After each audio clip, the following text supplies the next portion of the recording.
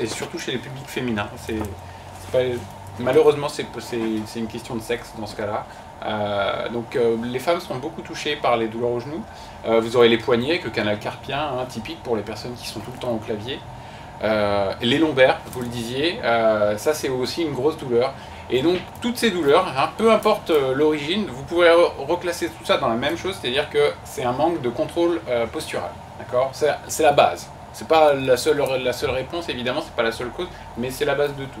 Donc comme vous le disiez, vous allez commencer à analyser qu'est-ce qu'elle fait fréquemment comme mouvement, mais en général, vous le savez, ce qu'elle fait fréquemment comme mouvement, c'est pas la salle de sport le problème, c'est sa position au bureau. Hein. Elle est toujours dans la même position, c'est pas 1 heure de sport, allez, 3 fois par semaine pour les plus courageux, qui vont changer quelque chose. Donc vous devez déjà les sensibiliser sur leur position. Leur position, ça veut dire quoi? C'est la même chose que lorsque vous leur donnez des consignes pour faire du gainage, pour faire un mouvement de squat, pour faire du développé couché, pour faire n'importe quel mouvement sportif, que ce soit sur vélo, sur tapis de course, avec haltère ou barre, peu importe, vous leur donnez des consignes de positionnement. C'est la même chose qu'elles doivent transférer dans leur position de tous les jours. Et ça veut dire être debout, être assis, comme là vous êtes assis tous, vous avez tous choisi une position différente pour votre position d'être assis. Quand les personnes sont debout, quand elles sont dans la voiture, dans le train, dans l'avion, quand elles voyagent pro, etc. C'est toutes ces positions, tout ce positionnement sur le corps qui va altérer finalement et faire la différence. Vous pouvez faire tout ce que vous voulez, peuvent aller voir le médecin, prendre des anti-inflammatoires. Si la position ne change pas, si les habitudes ne changent pas, ça ne changera pas. La tendinopathie, elle est installée pour des semaines et voire des mois et des années. Vous l'avez peut-être tous vécu lorsque vous avez passé vos formations, c'était assez intense dans le sens où on vous demandait de faire beaucoup de séances, vous aviez les tests, vous aviez les cours, et généralement les mecs s'en sortent avec une tendinite au niveau de l'épaule, des douleurs dans le bas du dos, etc. Ça c'est classique puisque du coup le développé couché, les mauvais mouvements, les compensations, etc. ça apparaît dans ce moment-là. C'est la même chose pour vos adhérents encore une fois, même si eux, leur force, leur niveau, leurs mouvements ne sont pas les mêmes. Et bien sûr, lorsque vous allez leur faire une séance, s'ils ont déjà une douleur, vous allez simplement, vous n'avez pas forcément arrangé le problème, vous allez au contraire l'accentuer, elles vont avoir, ça va faire plus de mal que de bien. Donc peut-être dans ce cas-là, l'idée c'est de dire, ok, on va reprendre la base de la base, c'est-à-dire de prendre le contrôle moteur, le contrôle de sa posture, comment on positionne son corps dans la vie de tous les jours, au niveau des articulations principales, c'est-à-dire le bassin et les épaules, puisque finalement ce qui va se passer au niveau de votre poignet, du coude, du genou, de la cheville, ça va découler de ce que vous faites au niveau de votre bassin et au niveau de vos épaules. D'accord ? Et généralement, on sait bien, les adhérents ou donc les sportifs ou non sportifs vont avoir des épaules qui vont être tournées vers l'avant, d'accord ? Vont avoir un bassin qui va être plus ou moins en antéversion. Alors généralement, ils vont hyper lordoser leur bas du dos pour compenser un manque de mobilité au niveau des épaules. Hein, ça, vous allez le voir lorsque vous allez demander aux adhérents de faire des développés militaires. Donc à partir du moment où vous allez voir les adhérents qui, en voulant, et là du coup avec ma chemise c'est encore moins pratique, mais je vais faire, voilà, vous allez vous retrouver dans des positions comme ceci, c'est-à-dire que pour avoir le bras et la barre qui s'équilibre au-dessus de ma tête, ben, je suis obligé d'hyper compenser sur mon dos et de me retrouver dans des positions extrêmes. D'accord ? Tout ça pourquoi ? Parce que tout d'un coup je serai limité au niveau de mon épaule, je ne pourrais pas bouger le bras, je serai limité au niveau de mon bassin, etc. etc. Donc pour tout ça, dites-vous bien une chose, s'il y avait quelque chose à retenir, et c'est pour ça aussi qu'il n'y a pas de PowerPoint, puisque finalement les choses sont, vous les comprenez déjà, vous avez déjà le doigt dessus, si je puis dire, c'est que votre corps recherche toujours de la stabilité. Et il va en trouver, peu importe la position. C'est-à-dire que vous pouvez voir quelqu'un qui va faire un mouvement de soulevé de terre, de squat horrible, mais il va quand même le faire, d'accord, avec plus ou moins de charge. Et plus ou moins de dégâts sur son corps. Mais finalement, tout ça parce que le corps va lui trouver de la stabilité, va chercher la stabilité. Si vous ne lui donnez pas la bonne stabilité, ben, il va la trouver de manière excessive et mauvaise. Donc, et si en plus... Enfin, et donc voilà pour le côté stabilité. Donc vous retenez bien que vous aurez beau... si quelqu'un a mal à la cheville, c'est pas au niveau de la cheville qu'il faut travailler. D'accord ? C'est au niveau de la hanche. Il faut regarder ce qui se passe déjà ici. Si quelqu'un a mal au niveau du poignet, au niveau du coude, il faut déjà regarder sa position d'épaule. Donc vous devez avoir comme ça un travail qui se fait déjà, qui se cible sur la ceinture scapulaire, donc c'est-à-dire tout ce qui se passe ici, et sur la ceinture pelvienne, donc tout ce qui se passe ici. D'accord ? C'est un positionnement que vous devez commencer à mettre en place, des tests que vous devez mettre en place. avant même de vouloir commencer à travailler sur des muscles magiques que vous auriez pu voir des exos sur internet qui disent voilà, si vous avez mal à l'épaule, si vous avez des tendinites, il faut faire tel exercice et ça va tout corriger. Les exercices peuvent aider évidemment, pas tous. Certains vont accentuer le problème, mais encore une fois, si vous ne faites pas prendre conscience à la personne de sa position lors du mouvement ou lors de son non-mouvement, lorsqu'elle est assise, debout, etc., vous n'arrangerez rien avec des exercices, ça ne changera rien du tout. Hein, si une personne se tient comme ceci toute la journée, vous avez beau lui faire travailler les érecteurs du rachis, les muscles trapèzes moyens, les rhomboïdes pour justement avoir les épaules qui vont vers l'arrière, ben, une fois qu'elle a fini sa séance, cette personne repart et reprend ceci. Elle va pas, c'est pas les muscles qui vont tout d'un coup remettre le corps correctement. Toute la position de votre corps, elle vient de votre contrôle postural, de votre contrôle moteur, des schémas moteurs qui sont dans le cerveau. Et ça, finalement, vous ne pouvez faire que prendre conscience à la personne de ce schéma moteur. Les exercices aident à prendre conscience, mais il faut lui dire aussi, il faut lui donner des indications.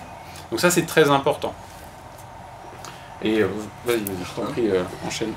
Alors, en nutrition, c'est pareil, sur les tendinopathies, il y a beaucoup de choses à dire, et pas forcément les plus évidentes qu'on a en tête. Vous, spontanément, quand quelqu'un a une tendinite, justement, au niveau alimentaire, qu'est-ce qui vous vient à l'esprit, globalement? Des aliments acides, alcalins. Alors, c'est quoi un aliment acide? Je suis désolé, hein, vraiment, j'ai la voix. Beaucoup d'étang, mais bon, les tomates, par exemple. Ok. Ah bah merci, celle-là, elle est top.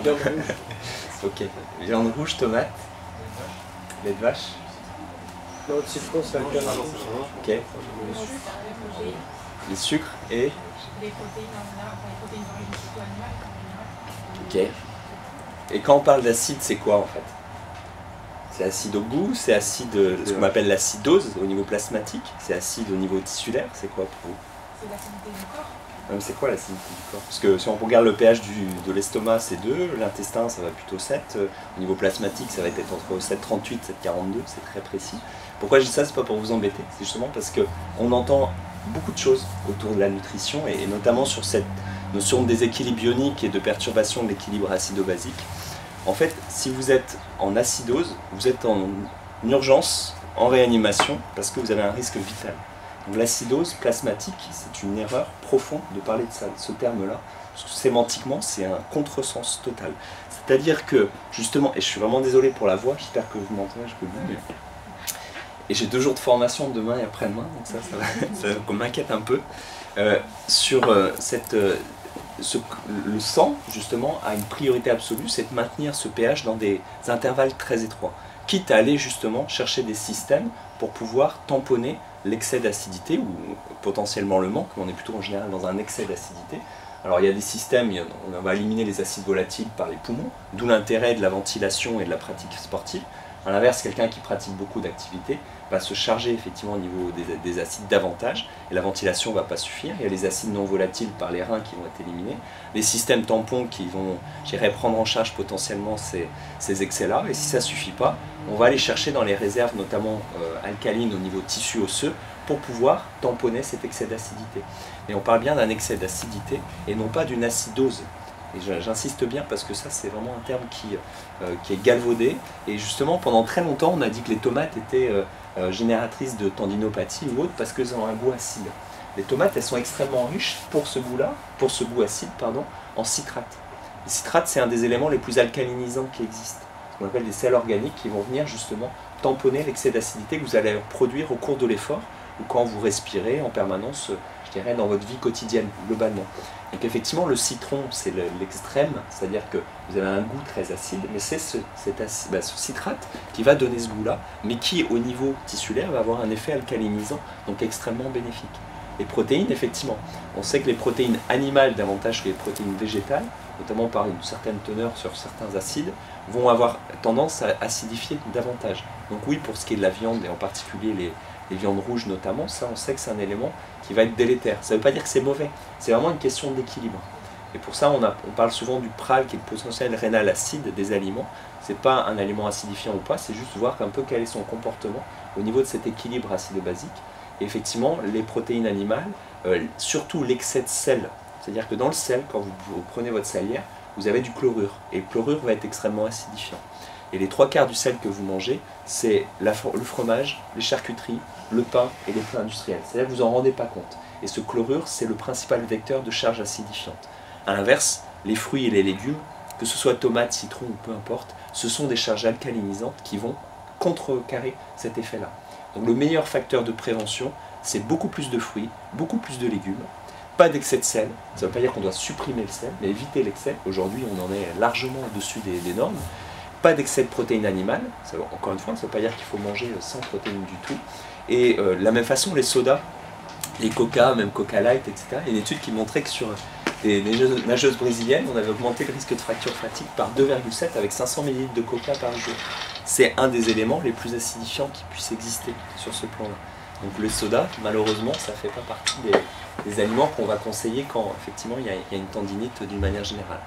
De boire, bien entendu, puisque c'est un élément de base sur les tendons. Je dirais que sur cette charge acido-basique, c'est vraiment bien retenir que c'est l'excès de sel de table, au sens large du terme, le manque de végétaux, la déshydratation et potentiellement l'excès de protéines pour des personnes qui veulent prendre de la masse notamment, qui peut générer. Et effectivement, il y aura une posture qui va déterminer la genèse ou pas de la tendinopathie d'une manière générale, mais le terrain de base, c'est votre nutrition qui va le déterminer. Donc ça, c'est vraiment un des premiers points qui est important. Et après, on parlait de protéines de lait, de vache. Ça n'a aucun lien direct avec l'état acidifiant ou pas. Et par rapport à ça, on rentre dans une problématique qui est un peu plus complexe, qui est ce qu'on appelle la perméabilité intestinale. Vous avez à peu près 300 mètres carrés de surface dans votre intestin, ce qui est considérable. Vous avez des microvillosités qui vont s'enrouler sur elles-mêmes et qui sont en lien permanent avec votre microbiote, votre flore intestinale. C'est à peu près 50 à 100 000 milliards de bactéries. Donc vous avez 10 fois plus de bactéries dans l'intestin que vous n'avez de cellules dans l'organisme. Et cette muqueuse et ce microbiote va interagir en permanence. Et on sait que la pratique physique répétée va moduler les échanges sanguins, ce qu'on appelle une ischémie-reperfusion entre le cours de l'effort et la récupération. Et ça, vous allez le répéter pendant des semaines, des mois, des années, et ça peut fragiliser votre muqueuse si vous avez un statut nutritionnel qui est inadapté. Alors, on n'aura pas le temps, parce que moi, une fois que je pars, je peux vous en parler pendant des heures, je m'arrêterai là. Les intestinales, comme l'alimentation, le défaut de mastication, l'excès de protéines animales également, et les prises d'antibiotiques, d'anti-inflammatoires, il y a pas mal de facteurs qui interviennent. Le fameux Coca Light que je vous voyais prendre, c'est pareil, j'observe, je dis rien, mais je vois. On sait que le microbiote est fortement altéré par les édulcorants, tout type confondus. Il y a une étude qui est sortie il y a quelques jours qui montrait que justement la prise d'édulcorants type Coca Light et consorts pouvait augmenter le risque de diabète de 62% sur des prises pluriquotidiennes. Donc on a en tête que c'est un produit qui est adapté, on est en train de voir que ça, non seulement pas les effets escomptés, mais voir les effets adverses, et notamment par rapport à une perturbation du microbiote. C'est vraiment des données très récentes sur ce plan-là. Donc ça c'est pareil, c'est un autre sujet, je m'arrêterai, c'était juste un petit clin d'œil parce que voilà, je peux pas m'empêcher quand je vois le Coca Light de passer sur ce point-là. Par rapport à excès de protéines animales, ça veut dire quoi excès? Alors effectivement c'est surtout le défaut de mastication de la protéine. C'est surtout le défaut de mastication de la protéine qui va entraîner des débris protéiques très importants au niveau justement du microbiote et développer la flore de putréfaction qui elle-même va développer des acides volatiles qui peuvent venir perturber. Quand on parle de putrécine cadavérienne, c'est des termes qui veulent tout dire. C'est des gaz qui sont odorants d'une manière générale. Alors ils sont gênants pour le voisin, mais ils sont surtout gênants pour votre muqueuse intestinale sur ce plan-là. Et pour en terminer, effectivement, quand vous avez cette perméabilité, vous allez avoir un passage de peptides alimentaires, et les caséines de lait de vache en font partie, comme les peptides de gluten notamment. Et si vous avez une prédisposition, si vous avez une perturbation du microbiote et cette perméabilité, vous pouvez avoir une réaction de type inflammatoire, et en particulier au niveau extra-digestif, et c'est là où la tendinopathie effectivement va apparaître. Donc c'est très intéressant dans la prise en charge globale de l'athlète, mais pour autant, on ne peut pas dire que le lait de vache ou le gluten va être responsable de la tendinite. Pour ça, il faut qu'il y ait perméabilité intestinale, il faut qu'il y ait prédisposition au niveau de l'immunité, sur ce qu'on appelle stem HLA, et il faut une perturbation du microbiote. Donc attention aux messages réducteurs qui sont dire ok, le lait c'est mauvais pour tout le monde, le gluten c'est mauvais pour tout le monde. Je suis le premier à le déconseiller pour certains athlètes ou certaines personnes, mais quand il y a un état qui est avéré par rapport à cette nécessité-là. Et de toute façon, on ne fera que traiter la conséquence qui est effectivement cette inflammation. Et c'est comme l'anti-inflammatoire avec la douleur, vous n'avez pas traité l'origine. L'origine, c'est la perméabilité de l'intestin. Et là, ça nécessitera vraiment un travail en fond de plus en plus important. Je m'arrête là, parce que sinon je suis parti. Mais du coup, excusez-moi, j'ai pas enfin, j'en ai plus, mais je suis un peu technique. Mais au final, quand on a une tendinite, oui. Eh ben, on commence. Voilà, merci, c'est ça. On commence déjà. Est-ce qu'il y a des troubles digestifs associés ou pas? D'accord. Diarrhée, constipation, alternance. Est-ce qu'il y a une inflammation intestinale, une colite, une douleur intestinale? Est-ce que c'est présent à l'effort ou en dehors de l'effort? Déjà de voir si au niveau de cet écosystème intestinal, il y a une fragilité ou pas. Si c'est le cas, effectivement, demander si la personne consomme beaucoup de lait de vache, de gluten, etc. et potentiellement travailler dans ce sens. Mais je dirais que pour moi, ce n'est pas la priorité pour vous, parce que ça demande un travail en profondeur.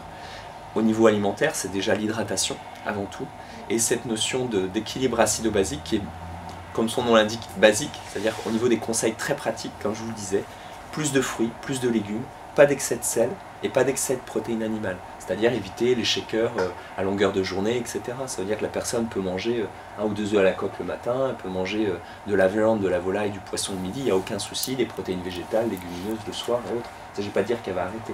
Mais déjà sur ces conseils de base, là vous avez... je ne sais pas si j'ai répondu du coup, de manière concrète. Mais... Il y a cette théorie par rapport aux fruits qu'on doit plutôt aller vers le légume à cause du sucre, quand il y a du sucre, c'est celui-là ou pas? C'est pareil, sur les risques de diabète, on voit qu'il y a une corrélation inverse entre la consommation de fruits et le risque de diabète en tant que tel. C'est-à-dire que ce qu'on a tendance à isoler, c'est le sucre du fruit avec l'effet du fruit en tant que tel. Si vous prenez un morceau de pomme et vous le sucrez dans votre café, ça ne fera pas du tout le même effet que le morceau de sucre. C'est-à-dire que votre fruit, c'est bien d'autre chose que simplement du sucre. Donc effectivement, ça a une charge glucidique qui est significative. C'est pour ça qu'on ne va pas manger 10 fruits dans la journée. Mais sur 1 ou 2 fruits, voire 3, en dehors d'une situation qui nécessite une restriction glucidique, il n'y a aucun souci en tant que tel. C'est pour ça qu'il ne faut pas dogmatiser, encore une fois, un aliment en tant que tel. Maintenant, la charge, la teneur en glucides, elle est significative. Il faut la prendre en compte, comme tout le reste. Mais il est préférable de rechercher du sucre dans un fruit que de mettre 3 morceaux de sucre dans un café. Bien sûr, mais je dirais que de toute façon le sucre en tant que tel, on n'en a pas un besoin physiologique. Je dirais qu'après on a cette appétence pour la saveur sucrée. Effectivement, plus vous irez vers des produits bruts et non transformés, et le fruit en est atteint parmi d'autres sur ce plan-là, plus vous aurez aussi tous les autres micronutriments que vous n'aurez pas dans un morceau de sucre. Et ce morceau de sucre pris isolément, quand il est je dirais, pris de manière répétée, il peut avoir des effets sur ce qu'on appelle l'insulinorésistance, c'est-à-dire que vos cellules, elles sont pas bêtes, hein, elles s'adaptent en permanence. Et si vous êtes tout le temps en train de lui apporter du sucre, eh ben, elle va devenir de plus en plus résistante à l'insuline qui est là pour mettre en réserve l'excès de sucre. Et au fur et à mesure, votre pancréas il va se fatiguer. Et c'est là où on a une augmentation des risques de diabète sur le long terme. Simplement de prise de poids, et après il y a plein de schémas. Mais vous ne le ferez pas avec un ou deux fruits. Comme le miel, on va vous dire, le miel c'est du sucre. C'est naturel, c'est bon. Ok, c'est bon, il y a des effets qui sont intéressants, mais ça reste malgré tout une teneur glucidique qui est importante. Dans la personne qui va me prendre 20 cuillères de miel dans la journée, eh ben, elle aura un excès de sucre qui sera plus que significatif. Donc c'est naturel, ça sera plus intéressant, mais pris en excès, ça aura aussi potentiellement des effets délétères. Donc je dirais qu'en matière d'alimentation, l'équilibre est vraiment la clé de tout, quoi qu'il en soit. Est-ce qu'il y a des différences entre les tendinites qu'on peut ressentir à froid et les tendinites qu'on peut ressentir à chaud? Tu veux dire à chaud, c'est-à-dire que tu n'as pas du tout de sensation de douleur et elle n'apparaît que à l'entraînement. On sent avant l'échauffement et qui disparaissent un peu. Ouais, bah en fait c'est uniquement, enfin ça va être probablement dû à l'intensité de l'effort. C'est-à-dire qu'au repos, en effet, tu n'auras pas d'intensité, puis tout d'un coup tu vas faire un mouvement, tu vas prendre une charge, tu vas tirer, tu vas pousser, puis tu vas commencer à la ressentir. Alors, le processus inverse, c'est-à dire que tu as mal à froid. Mais pas du tout à chaud. Ça va mieux. Ouais, alors après, c'est peut-être pas une tendinopathie tout simplement, et c'est peut-être dû à... Alors il y a d'autres choses qu'on ne verra pas aujourd'hui, parce que c'est un peu complexe de le discuter comme ça sans vous le montrer. Il y a d'autres choses qui se passent sur les articulations, et donc qui ont un impact aussi sur vos tendons, hein, puisque il faut bien comprendre que votre muscle, c'est un gros élastique attaché d'un bout à l'autre à 2 pièces osseuses, ou parfois à plus que 2 pièces osseuses d'ailleurs.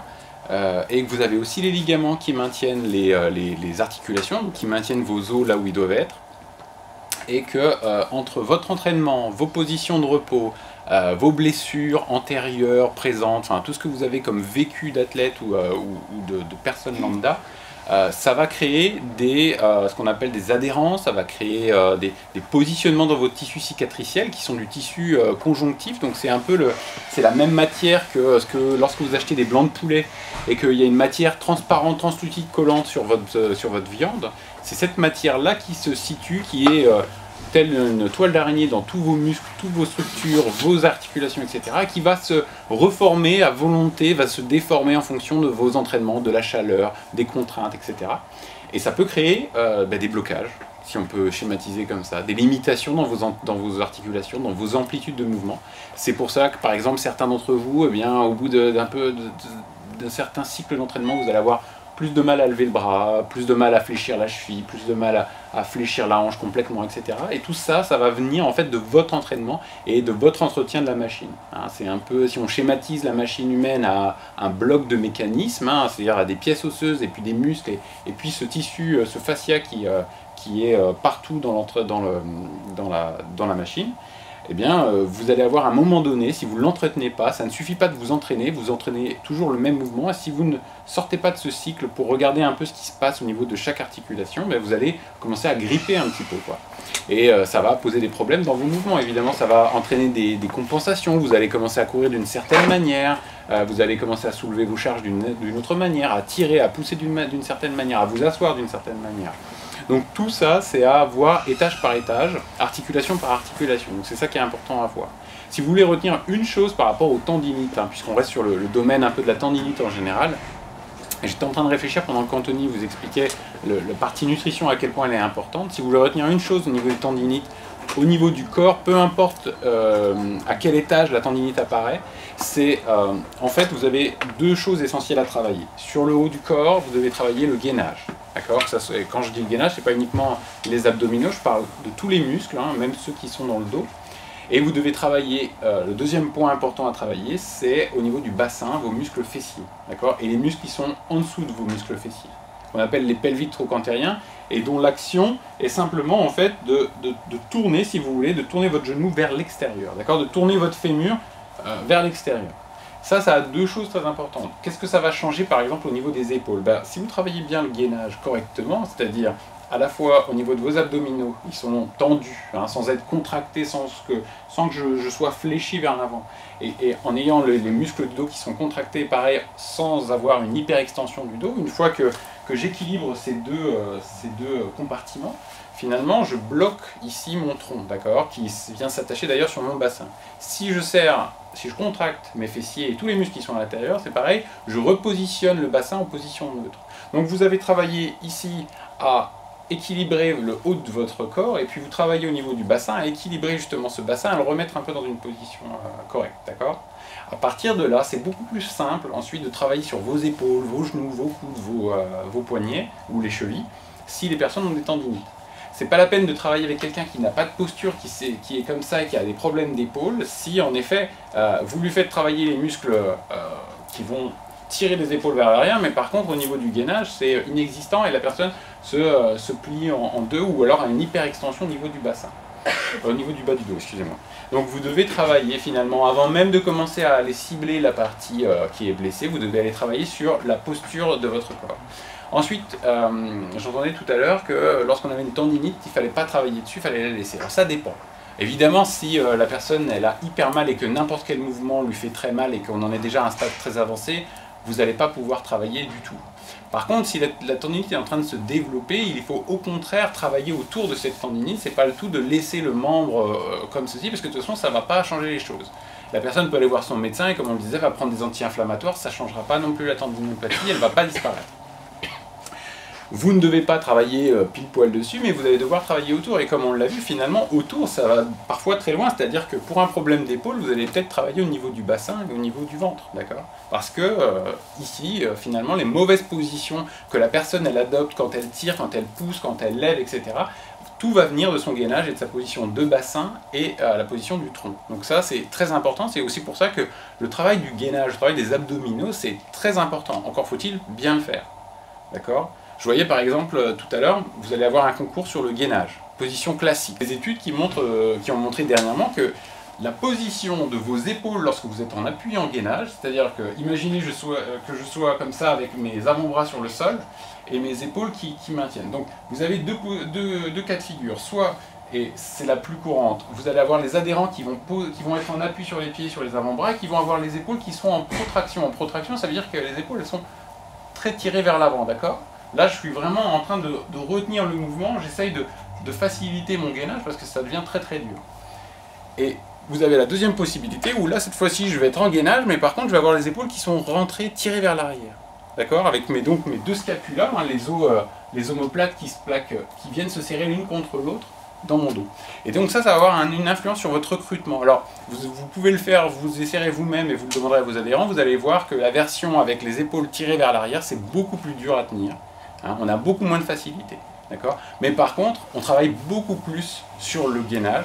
Donc, vous voyez, de passer d'un exercice qui est très basique à des exercices qui vont vraiment cibler ce que vous voulez travailler, c'est très important. C'est très important d'analyser ce que vous faites parce que vous pouvez faire plein d'exercices et vous n'allez jamais travailler exactement ce que vous voulez travailler. Donc, il y a beaucoup de choses comme ça. On pourra encore une fois en rediscuter après au cas par cas parce que vous pouvez travailler sur plein d'exercices différents qui ne vont pas... Ouais. Quelle est la position idéale alors pour le gainage en planche? Alors, la position idéale, ce serait celle-ci avec les épaules rétractées. Okay. Pourquoi? Parce que ça fait moins appel aux muscles qui vont stabiliser le haut du corps et ça va cibler plus le travail vraiment sur le gainage. Évidemment, si vous vous mettez suffisamment longtemps, même avec les épaules vers l'avant, vous allez de toute façon recruter les abdominaux, il n'y a pas de souci, et les muscles du dos. C'est pas un problème. C'est juste que vous allez cibler beaucoup mieux et plus vite. Votre adhérent, il ne va pas tenir 30 secondes comme il faisait avant, il va tenir peut-être que 10 secondes. Mais les 10 secondes, elles auront été vraiment ciblées sur ce que vous vouliez travailler. En plus, ça accentue encore déjà les épaules qui normalement... Oui, exactement. En plus, voilà, ça a tendance à accentuer ce pattern d'avoir les épaules qui vont vers l'avant, ce qui est tout à fait néfaste. Du coup, tout ce que tu racontes, c'est exactement ce qu'on peut faire en pilates, quoi. Ouais. Probablement. Je ne connais pas le pilate, mais je sais que le pilate et le yoga, c'est deux pratiques qui prennent en compte énormément la position du corps, ouais. Avec le travail du gainage, avec le travail... L'abaissement des épaules. Oui, exactement. C'est ça, donc continuez. Il n'y a rien de révolutionnaire, hein, on est d'accord. Mais c'est exactement ça. Il faut faire attention, sauf qu'il faut pouvoir appliquer maintenant les notions de pilates et de yoga dans l'haltérophilie, dans la musculation classique. C'est tout à fait transférable, il n'y a aucun problème, mais il faut vraiment rester sur ces bases-là. C'est les bases du travail, ouais. La stabilité des articulations. Et est-ce que c'est bon lorsque on fait faire à un adhérent du gainage et après on lui demande de lever le bras par exemple, et lui il a une position un peu tordue, est-ce qu'il faut continuer ou Non, dès qu'il perd sa position de stabilité, c'est là où tu dois t'arrêter. Ça veut dire qu'il n'est pas capable de le faire, ou il est trop fatigué pour le faire. Alors c'est qu'il n'est pas encore assez fort. Ouais. Voilà. Hein, c'est toujours une question de force en fait. Votre sportif, vous-même, vous perdez une stabilité parce qu'à un moment donné, vous fatiguez ou vous n'êtes pas assez fort pour la charge que vous voulez soulever. C'est toujours le même problème. On peut généraliser ça à tous les mouvements. Donc on n'insiste pas, on doit arrêter. Ouais, il faut arrêter parce que au contraire, ce que tu vas faire, c'est que tu vas renforcer des mauvais patterns de mouvement ou au contraire même peut-être aller jusqu'à une certaine blessure, si on peut dire ça, parce que lui ensuite, son cerveau va continuer à apprendre des nouveaux patterns moteurs et que tu ne veux pas qu'il apprenne. Donc tu t'arrêtes dès que le mouvement il devient dégueulasse. Et tu dis, ben non, ça c'est pas pour maintenant. Après, si tu as 20 personnes dans la salle, ça devient difficile. On est d'accord, c'est aussi pour ça que j'aime pas trop les cours collectifs, mais voilà, il faut pouvoir, par contre, si tu gères 20 personnes, ça veut dire que tu dois être capable d'obliger les 20 personnes à avoir une position correcte. Et j'avais regardé une vidéo aussi par rapport au gainage. C'est pour ça qu'il s'est mis au premier. Vas-y, excuse-moi, je vais vas-y, je t'en prie. Vas-y, finis Mounir. J'avais vu une vidéo par rapport au gainage et le gars qui expliquait le gainage, il disait qu'à partir du moment où la personne tremble, il faut qu'il arrête aussi. Ouais, oui, oui, parce que finalement, à partir du moment où tu commences à trembler, ça veut dire que tu as un certain tétanos musculaire et c'est la fatigue qui apparaît. Ouais.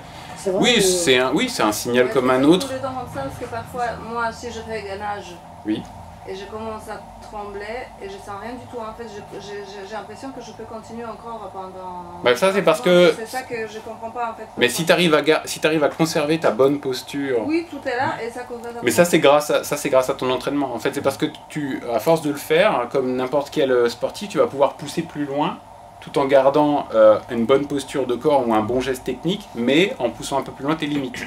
Donc je dois arrêter parce que franchement... C'est pas que tu dois arrêter, non, ça veut pas dire que tu dois arrêter, ça veut dire que c'est simplement un signe qu'à un moment donné, les muscles ils commencent à fatiguer, d'accord? Tu es en isométrie et tu as recruté ton plein potentiel et tu as une contraction, tu as un tremblement parce que tu as une contraction des agonistes-antagonistes. Et voilà, ça commence à trembler parce que ça fatigue et tout est en train de se contracter.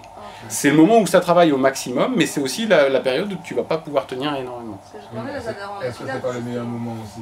Comment? Est-ce que c'est pas le meilleur moment? pour pouvoir avoir un vrai résultat. Parce que c'est comme tout le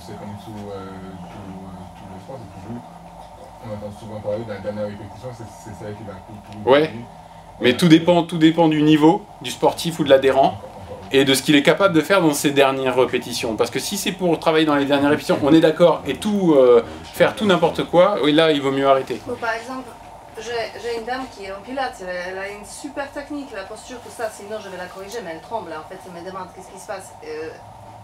Je ne sais pas vraiment quoi dire parce que je sais qu'elle va bien, et elle tremble dès deuxième, troisième répétition, on est d'accord, pilates c'est une gymnastique, on va pas... C'est possible. Ben, ça fait partie, le tétanos musculaire dans les contractions isométriques, ça fait partie de la fatigue musculaire et c'est le muscle qui... Mais tu sais, c'est un petit peu... c'est pas grave, de toute façon ça va changer au fur et à mesure de l'entraînement, ça va s'améliorer. Voilà, justement, tu sais, elle s'améliore vraiment depuis un an, elle continue de trembler, c'est son truc. D'accord. Et même quand on s'installe en position, elle tient plus longtemps qu'avant? Elle tient. Oui, elle fait des options. Mais toujours dans le tremblement. Et ça tremble toujours. Dès le début. Même si elle se concentre tout ça, ça tremble déjà. Je te jure, c'est un truc, je ne sais pas quoi dire parce qu'elle me demande, moi.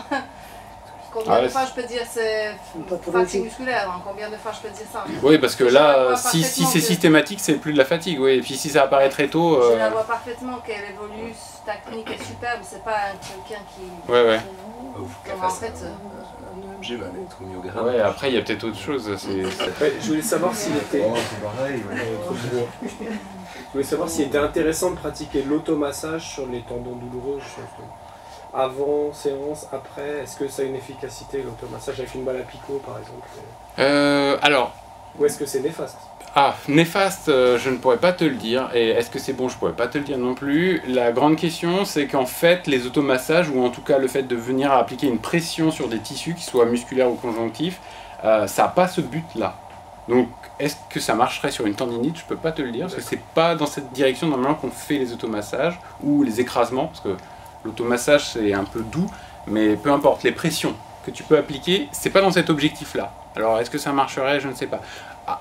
En général, ça peut marcher sur la prévention, hein, généralement c'est d'ailleurs pour ça qu'on les conseille, ça peut marcher sur la prévention parce que ça va relâcher certaines tensions et peut-être donc limiter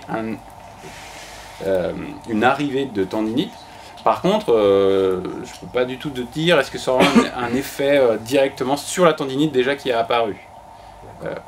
Les ultrasons fonctionnent, c'est une des méthodes qui est bien reconnue pour fonctionner sur les tendinopathies localement, donc là oui. L'écrasement, je suis pas certain. Ouais, c'est l'écrasement. Alors le massage autour de la blessure, ouais, ça peut aider par contre, c'est sûr. Hein. Le massage sur le muscle, exactement, voilà, qui va essayer de relâcher un petit peu, parce que peut-être que la tendinopathie est due à une tension musculaire trop forte, hein, sur certaines fibres qui sont tellement tendues, tellement fortes que justement, à un moment donné, il n'y a plus de liberté dans l'articulation. Donc là, ouais, en massant, ça va peut-être libérer un petit peu. Ouais. Concernant l'étirement, oui. globalement, oui. Parce qu'on en a entendu beaucoup dessus, oui. J'aimerais avoir votre avis sur quand, où, comment et pourquoi, et aussi notamment lors des pathologies, quand est-ce que ça peut aider à... Ouais, alors l'étirement, c'est vrai que c'est un gros débat, et aujourd'hui c'est très difficile même maintenant de dire on va faire, je vais vous donner une réponse magique. La seule vraie réponse qu'on peut donner, c'est que les étirements passifs, hein, on est bien d'accord, vous vous mettez dans une position, vous étirez un muscle et vous ne bougez pas pendant X secondes ou X minutes, ça a un effet sur la mobilité articulaire. Donc vous l'avez peut-être déjà testé si certaines d'entre vous font du pilates ou du yoga, j'imagine que vous avez une certaine souplesse.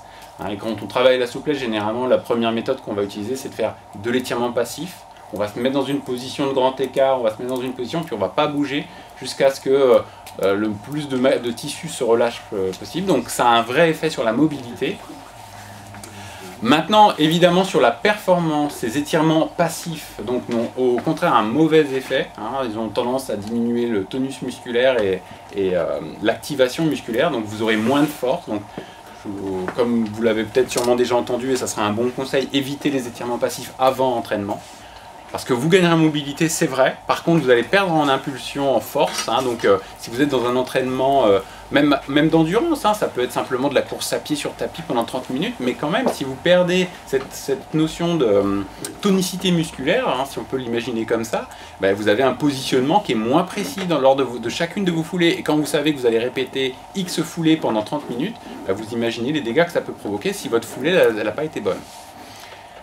Les étirements après l'entraînement, c'est généralement, on a tendance maintenant à les déconseiller parce qu'on a déjà, alors je parle des entraînements de force, mais ça peut être aussi des entraînements d'endurance, on a déjà suffisamment créé de micro-lésions sur les fibres musculaires, et le fait d'étirer encore plus, vous allez créer tout simplement encore plus de micro-lésions. Ça ne va pas aider votre mobilité. Nous, de temps en temps, on le fait en bodybuilding parce que sur des entraînements justement où on cherche ce volume. Ouais, je sais, ouais, il y a cette. On provoque après. Ouais. Est-ce que ça créerait vraiment des dangers, sachant la préparation qu'on a à côté? Bah, ça crée des dangers, oui et non. Disons que la grande question à se poser, c'est plutôt est-ce que réellement ça a un bénéfice sur l'hypertrophie?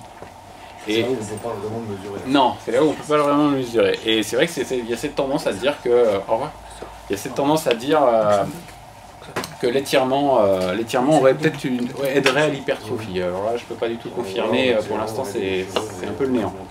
Ouais, bah dans le bodybuilding, il y a beaucoup de mythes de toute façon. Alors après, il y en a qui sont vrais, qui sont avérés vrais à force des années de pratique, et d'autres où ils perdent une demi-journée et vous faire une séance d'étirement spécifique. Mais alors j'en viens à mon dernier point sur les étirements, c'est que si on prend des auteurs comme Kelly Starrett par exemple, si vous connaissez pas, c'est pas grave, il a écrit un livre qui s'appelle Le Supple Léopard, et lui c'est un kiné américain, et lui il est contre les étirements. Mais en fait il dit qu'il est contre les étirements, c'est un peu un coup de com', parce que finalement quand on regarde bien ce qu'il préconise, il fait des étirements, mais des étirements qui sont passifs, mais avec une certaine action dans l'étirement. C'est-à-dire que vous allez vous mettre dans une position d'étirement statique, le grand écart, un étirement contre un mur pour vous étirer au niveau du mollet, ou je sais pas, enfin, vous prenez n'importe quel étirement que vous connaissez, et lui ce qu'il va venir faire dessus, c'est un automassage. Il va le coupler avec un automassage, avec une traction avec bande élastique, avec une pression avec une barre d'haltérophilie, enfin peu importe. Il va venir faire quelque chose en plus de l'étirement, c'est-à-dire qu'il étire la structure, et il vient appliquer une force externe sur le muscle, sur l'articulation, etc. Donc dans ce cas-là, oui, il y a des vrais effets, et d'ailleurs vous le voyez bien, enfin si vous avez suivi un peu ce qui se passe sur l'automassage, eh bien oui, l'automassage, il est aussi efficace que les étirements passifs, donc il vous donne de la mobilité. Par contre, l'avantage qu'il a, si vous le placez avant une séance d'entraînement, c'est que vous ne perdez pas de force. Donc si vous voulez faire une séance, j'en avais parlé quand j'étais venu la fois précédente, si vous voulez faire du squat complet avec votre adhérent, ou si au contraire vous voulez qu'il gagne en mobilité au niveau du squat, eh bien, vous pouvez lui faire des automassages juste avant le squat, votre séance lors de l'échauffement. Vous lui faites des automassages sur toute la chaîne postérieure, et notamment au niveau du mollet, et vous allez gagner un peu de mobilité sans perdre pour autant de force dans les mollets. D'accord? Donc c'est ça qui est très important, c'est qu'on ne veut pas perdre cette notion de force, mais on veut au contraire accumuler de la mobilité lors de nos mouvements. Donc voilà un petit peu, les étirements tels que vous les connaissez, il faut un peu les modifier, essayer de garder le meilleur, et le meilleur c'est les étirements dits actifs. Alors ça va être des étirements en fait où on va avoir du dynamique, quoi, hein. Finalement c'est des mouvements légers. Comment? On parle d'avant ou après? Non, je parle en échauffement. En échauffement, étirement actif. L'idée d'un échauffement, c'est pas tellement... Alors, c'est de gagner de la mobilité, c'est vrai, lorsqu'on en a besoin. Mais l'idée d'un échauffement, c'est d'activer le système nerveux et d'activer la masse musculaire. Hein, c'est pas tellement de perdre du temps à essayer d'être plus souple, tout ça. Non, c'est au contraire d'être prêt à faire l'effort que vous avez mis dans votre corps de séance. Et ça, c'est le plus important. Donc l'activation du système nerveux, elle passe par plein de choses. C'est pour ça que les étirements dits actifs, finalement, tout ce qui est pliométrie, tout ce qui est jeter, lancer, tout ça à vide, c'est des choses, c'est des mouvements où on va justement activer le système nerveux par des mouvements très explosifs, très légers, où on va demander aux muscles de s'étirer puis de se raccourcir très vite. Donc ça, c'est intéressant. Les étirements passifs, vous les oubliez, ou alors vous les gardez vraiment dans des séances qui sont à part, qui sont seules, où vous essayez vraiment de gagner de la mobilité, vous essayez de faire le grand écart par exemple, ou de travailler sur votre mobilité d'épaule, enfin vous voyez, donc vous essayez vraiment de les garder à part comme des séances d'entretien de votre machine, et pas du tout dans la séance d'entraînement. Les étirements actifs, on les place après les éducatifs. Par exemple, oui, juste avant oui. Une séance de fractionné ou un fartlek, On peut faire des... Ouais, tu peux, ouais, au contraire, parce que les étirements dynamiques vont être très demandeurs au niveau du système nerveux, donc c'est bien d'avoir un échauffement avant, ouais. Donc les gammes, ça sera très bien de les mettre avant, ouais. Par exemple, pour la fin de séance, tu déconseilles complètement. Par exemple, moi, je me souviens plus maintenant de ce qui a fait un livre que j'ai lu. Voilà, justement, étirement après, mais c'est actif, ça veut dire tu prends 3 secondes, en fait, c'est une forme d'enchaînement.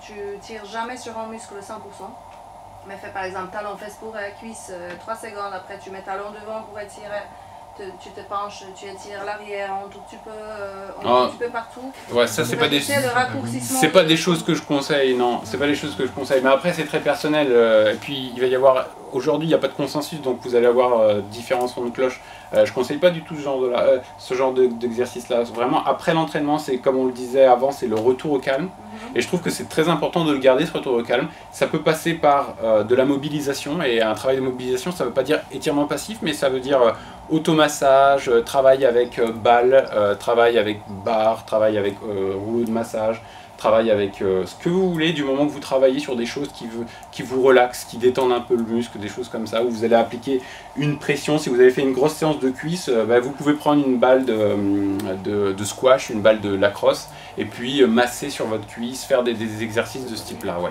Mais pas d'activation. Les talons-fesses, comme tu dis, c'est plus de l'étirement actif. Ça devrait être plutôt en début de séance, parce que ça va activer le système nerveux. Après l'entraînement, ton système nerveux l'a déjà bien ramassé. Donc ce que tu veux, c'est au contraire que ça redescende et que ça soit calme. Donc on essaye de... Donc après une course, par exemple, tu finirais juste par de la marche à pied et pas d'étirement, et tu ferais des vrais étirements ouais, le lendemain. Exactement. Ouais. Pas du tout de traumatiser le muscle et les articulations qui ont déjà été sursollicitées. Tu fais ça le lendemain et c'est quelqu'un hyper courbaturé, comment tu veux le faire? Alors les étirements, ils vont pas jouer énormément sur les courbatures. Ça fait quand même, si tu as les cuisses hyper douloureuses et tu fais un talon fesse comme ça tire quand même un peu, ça fait mal. Hein. Ah mais justement, on fait pas de talon fesse après.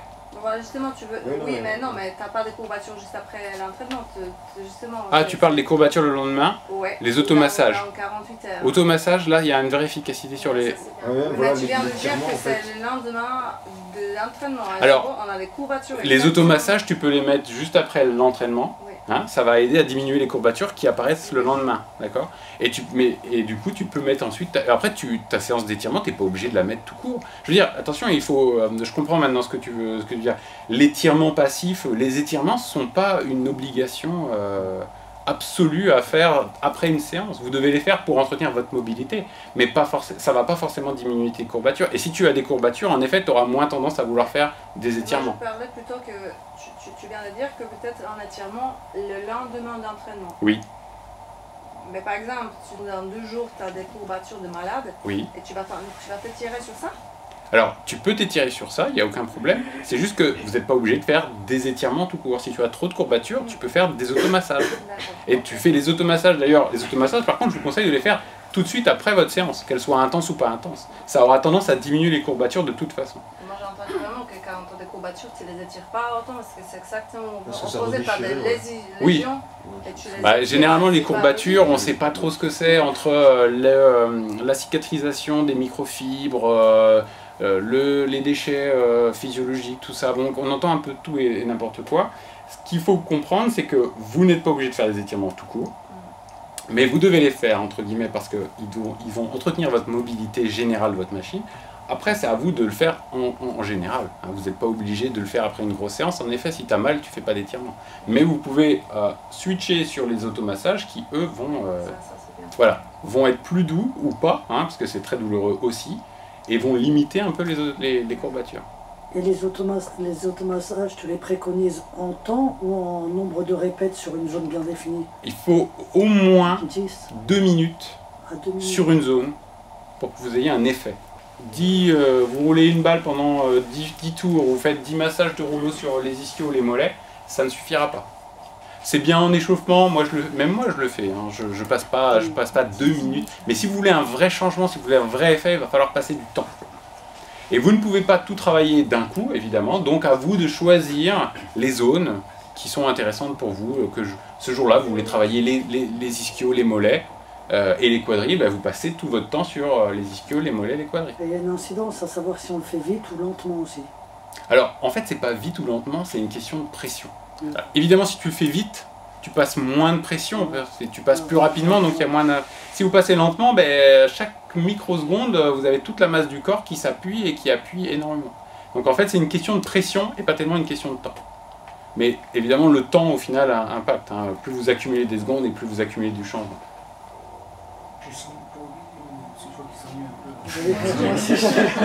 J'allais lui poser des questions. Mais en plus, avec la loi... Au bas, c'est une question très basique et je pense qu'il est important pour les adhérents. Beaucoup d'adhérents qui viennent dès le départ, et la première question c'est j'arrive 3 mois avant les vacances, je veux perdre du poids, je veux revenir au sport, je veux perdre du poids, donc comment on peut concilier les deux finalement. Voilà, je reviens aux bases, c'est ou je veux refaire de la musculation, je veux prendre en masse, finalement je vais avoir mon programme de musculation, etc. Mais qu'est-ce que je fais à côté en termes de nutrition? Est-ce que quel type d'entraînement? Est-ce que vraiment les séries longues dès le départ, le travail de force, voilà un peu toutes ces questions qui vont permettre de faire une petite planif. Est-ce que les grandes règles d'endurance c'est très bon vraiment si on parle du poids? Est-ce que le travail HIIT c'est mieux au départ, c'est mieux avant? Comment on place tout ça et quelle est la place de la nutrition dans tout ça finalement? Sur la partie physio, tu peux peut-être... Vas-y, je te laisse. Alors juste avant de répondre sur les notions d'inflammation et ce que vous évoquiez tout à l'heure, il y a un point que j'ai pas précisé par rapport au tendinite, mais qui est important dans la globalité des mécanismes inflammatoires, c'est votre statut en acide gras, c'est-à-dire en graisse que vous consommez. Et ça va faire le lien un petit peu avec ta question, à savoir qu'on imagine souvent que c'est l'excès de graisse dans l'alimentation qui va vous faire l'excès de gras au niveau adipocystère, c'est-à-dire au niveau du corps d'une manière générale. Vous ferez beaucoup plus de gras avec un excès de sucre qu'avec un excès de graisse de qualité. Et il faut savoir qu'au niveau de vos compositions de graisse, vous avez ce qu'on appelle des acides gras, qui sont les structures unitaires, des huiles, du beurre, de la crème, de tous les produits gras que vous allez consommer. Et en fonction de la nature de l'aliment, vous allez avoir des natures d'acides gras différents. Et aujourd'hui, on sait qu'on a un rapport notamment sur ce qu'on appelle les oméga 3 et les oméga 6, ça doit parler à beaucoup d'entre vous sur ce plan-là, mais surtout dans les oméga 6 qu'on appelle l'acide arachidonique, qui est l'acide gras longue chaîne de la filière des oméga 6, et qu'on retrouve surtout dans la viande de porc, de bœuf, l'agneau et dans tous les produits dérivés laitiers, donc le beurre, la crème, mais aussi les viennoiseries, les pâtisseries que vous allez consommer, etc.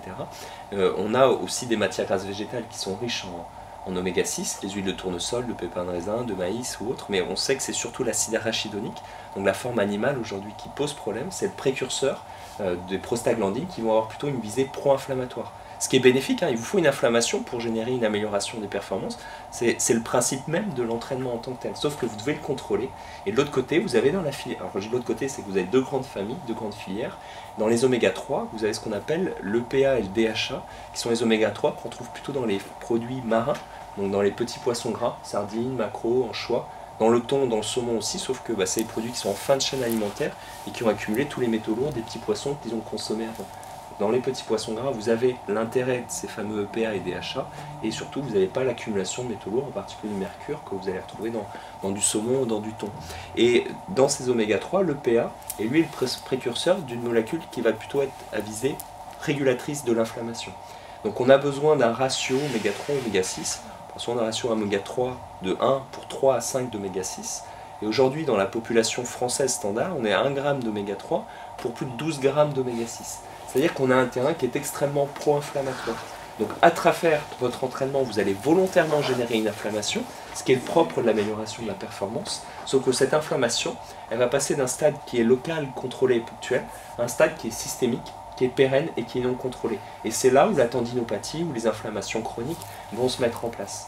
Donc c'est vraiment déjà en restaurant votre qualité de graisse au quotidien dans l'assiette que vous allez permettre de bien répondre favorablement à l'adaptation attendue de l'entraînement et lutter contre les inflammations chroniques. Donc de manière très concrète, c'est effectivement pas d'excès de viande animale, et on l'a vu tout à l'heure déjà sur le côté équilibre acido-basique, ça ne veut pas dire que vous n'en mangez pas, mais surtout les viandes grasses vont avoir ce problème d'acide arachidonique.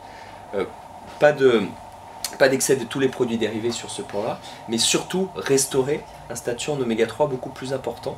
Donc les petits poissons gras au moins 1 à 2 fois par semaine, même en boîte, hein, sardines, maquereaux, etc. Aucun problème.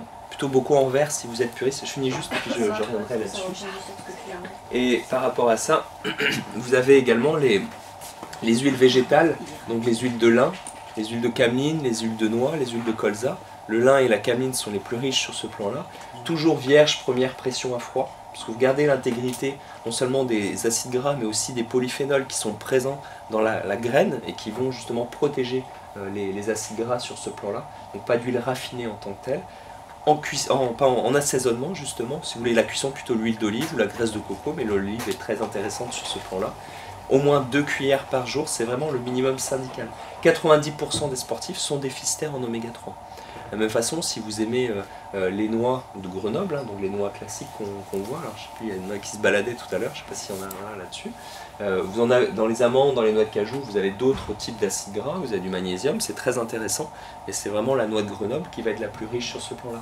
Donc en petit déjeuner, en purée de noix, pourquoi pas, en collation dans l'après-midi, c'est un très bon moyen de restaurer votre statut en acides gras avec les petits poissons gras et avec les huiles de qualité. Mais quand même, il faut vraiment, parce que ça, la graisse, c'est la plus calorique quand même, de tous les protéines et tout ça. Non? Tu sais, la calorie, ça veut rien dire. Oui, Ça, je comprends, mais normalement, bah non, pas trop. Quand tu calcules dans la graisse, c'est oui, pas vraiment... c'est 9 calories. Il faut vraiment...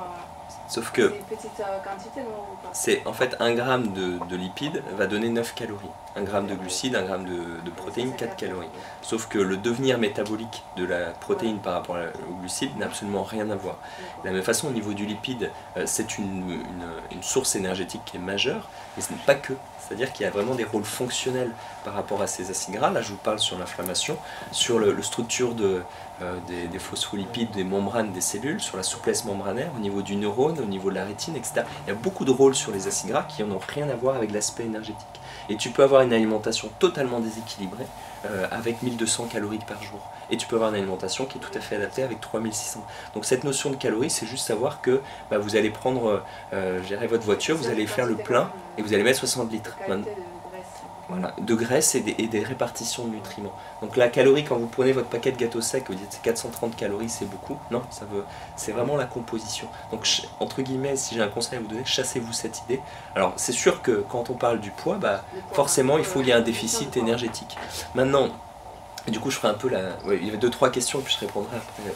Oui, non mais je voulais revenir dessus parce que j'en ai pas parlé. Et c'était... Voilà. Juste, ouais. Ouais. J'ai entendu dire que c'était très mauvais parce que ça modifiait la molécule polysaturée qui est plutôt privilégiée à l'huile de coco. Alors, c'est juste que, en fait, plus tu as de double liaison dans la molécule, plus elle est oxydable. Et quand on parle d'oméga 3, oméga 6, c'est des acides gras dits polyinsaturés, ce qui fait qu'effectivement ils sont moins stables à la chaleur. L'oméga 9 qu'on retrouve dans l'huile d'olive, c'est l'acide oléique. Donc c'est une monoinsaturée, elle est relativement stable sur ce plan-là. Donc quand c'est des températures inférieures à 160-180 degrés, il n'y a aucun problème. Il ne s'agit pas de la faire frire pour autant. Et de toute façon, dès que tu dépasses le point de fumée d'une huile, quelle qu'elle soit, dès qu'elle fume, il faut l'acheter, clairement. Et après, la graisse de coco, l'intérêt, c'est que c'est effectivement une huile, une graisse qui va être riche en acides gras saturés, donc qui sont très stables à la chaleur. Mais ça ne, comme on utilisait l'huile de palme ou la végétaline, etc. à un moment donné sur ce plan-là, ou le saindoux, la graisse de porc, elles sont utilisées dans la cuisson justement pour leur stabilité du fait que ce sont des acides gras saturés. Et ça n'enlève en rien ou ça ne leur donne en rien une qualité physiologique particulière qu'on retrouve là. L'intérêt de l'huile d'olive, c'est que non seulement elle est stable, mais qu'en plus elle va vous apporter ces fameux oméga 9 sur notamment le cholestérol, sur la prévention cardiovasculaire, sur le statut antioxydant, c'est plutôt très intéressant sur ce plan-là. Comme l'avocat. En fait, dans l'avocat, on retrouve quasiment le même profil lipidique. C'est plutôt très intéressant. Et la graisse de coco, on en parle beaucoup. Et Morad, il mange un demi-avocat tous les midis. Eh ben, parfait. Voilà. Après, il y a la dimension écologique, c'est un autre sujet, mais sur le point de vue purement nutritionnel, au petit-déj le matin, si vous aimez ça, c'est parfait. C'est pas dans nos habitudes, c'est pas le croissant avec le jus d'orange, hein, mais c'est un premier conseil. Et du coup, j'enchaîne sur ce que tu disais sur la gestion du poids. On sait qu'aujourd'hui, le vrai objectif, c'est de contrôler sa sécrétion d'insuline. Que ce soit pour la prise de poids, que ce soit sur un certain nombre de mécanismes inflammatoires ou autres. Et on a malheureusement dans notre alimentation moderne, une alimentation qui est fortement insulino-sécrétrice. Donc ça veut dire quoi ça? Ça veut dire que d'une, on peut consommer trop de glucides, et des glucides, vous en avez partout, dans le pâte, le pain, le riz, les pommes de terre, le fruit dont on parlait, etc. Le morceau de sucre, le miel, les biscuits, les pâtisseries et autres.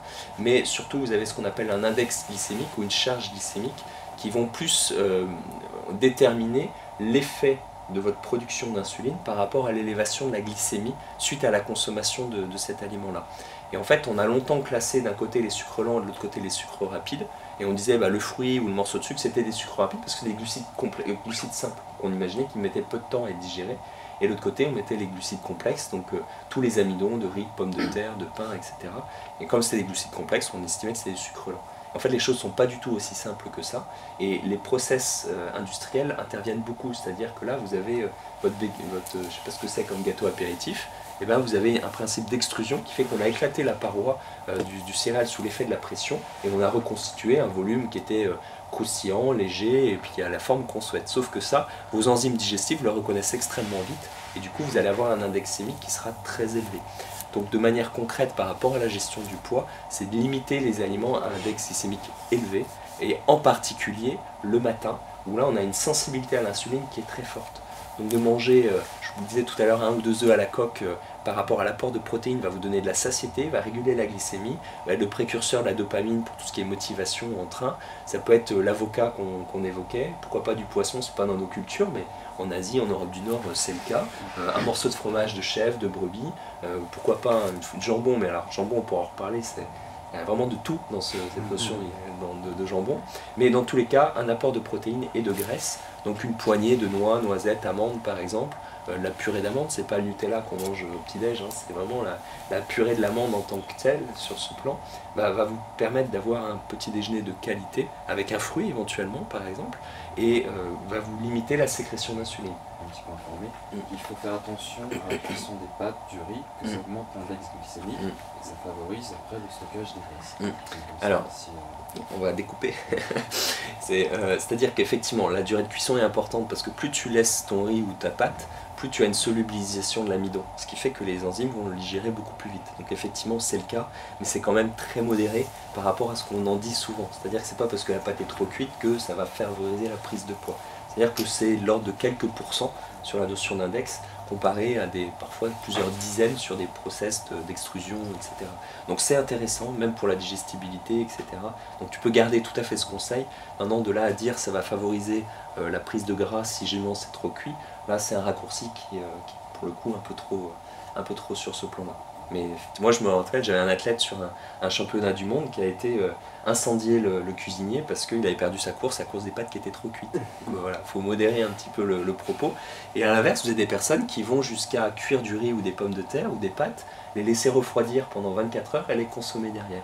Parce qu'effectivement, quand vous avez la solubilisation de l'amidon et derrière le refroidissement, vous avez une rétrogradation de la structure d'amidon que vos enzymes digèrent reconnaissent moins bien. Ce qui fait que l'amidon, au contraire, va avoir un index glycémique qui sera plus faible. Et de là à vouloir forcément consommer du riz froid ou des pâtes froides juste pour se dire que l'index glycémique est un peu plus faible, pour moi, c'est pas ça la nutrition en tant que telle. Nous, on refroidit direct après la cuisson. Pour leur faire le contaminer justement pour les bah, ça veut dire que oui, tu rétrogrades la structure d'amidon sur ce plan-là. Maintenant, encore une fois, c'est jouer sur... Non, mais nous, on est fous. Ouais, non, mais c'est surtout que l'homme, d'une manière générale, aime bien avoir les recettes miracles. Et que, quel que soit, c'est que... Et en plus, chez les sportifs, plus on donne des recettes toutes faites, et alors là, plus on y croit. Sauf que la physiologie, elle n'est pas aussi simple que ça, de manière générale. Et malheureusement, effectivement, il n'y a pas de recette miracle sur ce plan-là. Mais par contre, effectivement, de limiter la sécrétion d'insuline, donc d'être vigilant à l'index glycémique, mais surtout à la charge glycémique. Ça, si ça vous intéresse, sur le blog, j'ai fait tout un tableau avec les charges glycémiques calculées par portion. C'est-à-dire qu'on corrèle l'index glycémique à la quantité réelle de glucides consommés. Et sur ce plan-là, c'est plutôt quelque chose de pertinent. Pareil, de mettre une collation dans l'après-midi, avec une poignée de noix, noisettes, amandes, éventuellement un fruit, ça va vous permettre de réguler la satiété, sans pour autant de sécréter beaucoup d'insuline. Et dans la gestion du poids, c'est plutôt quelque chose de très favorable. Et je terminerai juste sur la notion du poids. Si vous voulez mincir, faites-le de manière progressive. Forcément, c'est comme l'histoire des pâtes ou autres, on a envie de recettes miracles, on a envie de rapidité. Ce qu'on voit de plus en plus au niveau de la littérature et ce qu'on a constaté pendant très longtemps, c'est que si vous avez un écart de poids, justement au niveau des charges caloriques trop importantes, vous allez avoir une contre-régulation métabolique et hormonale qui va se mettre en place et qui va vous ramener à votre état d'équilibre. C'est-à-dire d'un point de vue cellulaire. C'est-à-dire que vous considérez que votre agression, c'est votre prise de poids, sauf que cette prise de poids, elle s'est installée dans le temps, et que d'un point de vue métabolique, on considère que c'est un état de stabilité. Si vous sortez de cet état-là de manière trop brutale, et votre corps il va tout faire pour revenir à cet état de stabilité. Donc la variation, elle doit être de l'ordre de moins de 5%. C'est-à-dire que 5% par rapport à 2500 calories, ça fait 120 calories. Donc en termes de charge alimentaire, c'est peu, et c'est sûr que sur le poids, ça ne va pas être 2 kilos en moins dans la semaine. Mais ça, il faut l'accepter. C'est combien de temps, 5% Par jour ou par semaine? Non, sur c'est peu importe, c'est-à-dire que c'est sur la valeur calorique de ton alimentation. Donc c'est la même chose, que ce soit sur une semaine ou autre. C'est-à-dire que s'il y a une prise de poids qui a été rapide, c'est-à-dire sur l'échelle de quelques semaines, quelques mois, pour une raison ou pour une autre, là, effectivement, l'amincissement peut être rapide, parce que d'un point de vue cellulaire, on ne s'est pas adapté d'un point de vue métabolique à cet aspect. Donc vous pourrez mincir de 4-5 kg dans le mois, c'est bon, c'est gérable. Quand vous prenez des personnes qui sont en surpoids et surtout en obésité au cours du temps, là, il n'y a pas d'autre solution que de faire un amincissement qui est progressif. Vous pourrez, je veux dire, faire perdre 10 kg à une personne en un mois, c'est gérable, il n'y a aucun souci. Sauf que derrière, soit elle va le reprendre, elle va diminuer son métabolisme de base et elle va reprendre plus de poids que la valeur initiale, soit elle va être en contrôle permanent au niveau de ses apports caloriques, d'un point de vue inconscient. C'est-à-dire que dans la cellule graisseuse, l'adipocyte, c'est comme ce que vous aviez ce qu'on appelle un adipostat, c'est-à-dire que tant qu'on est à un certain niveau, tout va bien. Si vous diminuez, eh ben, le corps va faire en sorte de revenir à cet état-là. Et ça, vous ne pouvez pas lutter contre ce mécanisme, sauf à leurrer votre organisme, et c'est à l'échelle de quelques pourcents, où là, il considère que c'est une situation qui est physiologiquement acceptable, et là vous aurez un amincissement qui sera efficace, couplé à l'entraînement bien sûr. Et à l'inverse, comme je vois souvent dans les salles, on va voir des adhérents, qu'est-ce que tu fais? Je suis en prise de masse.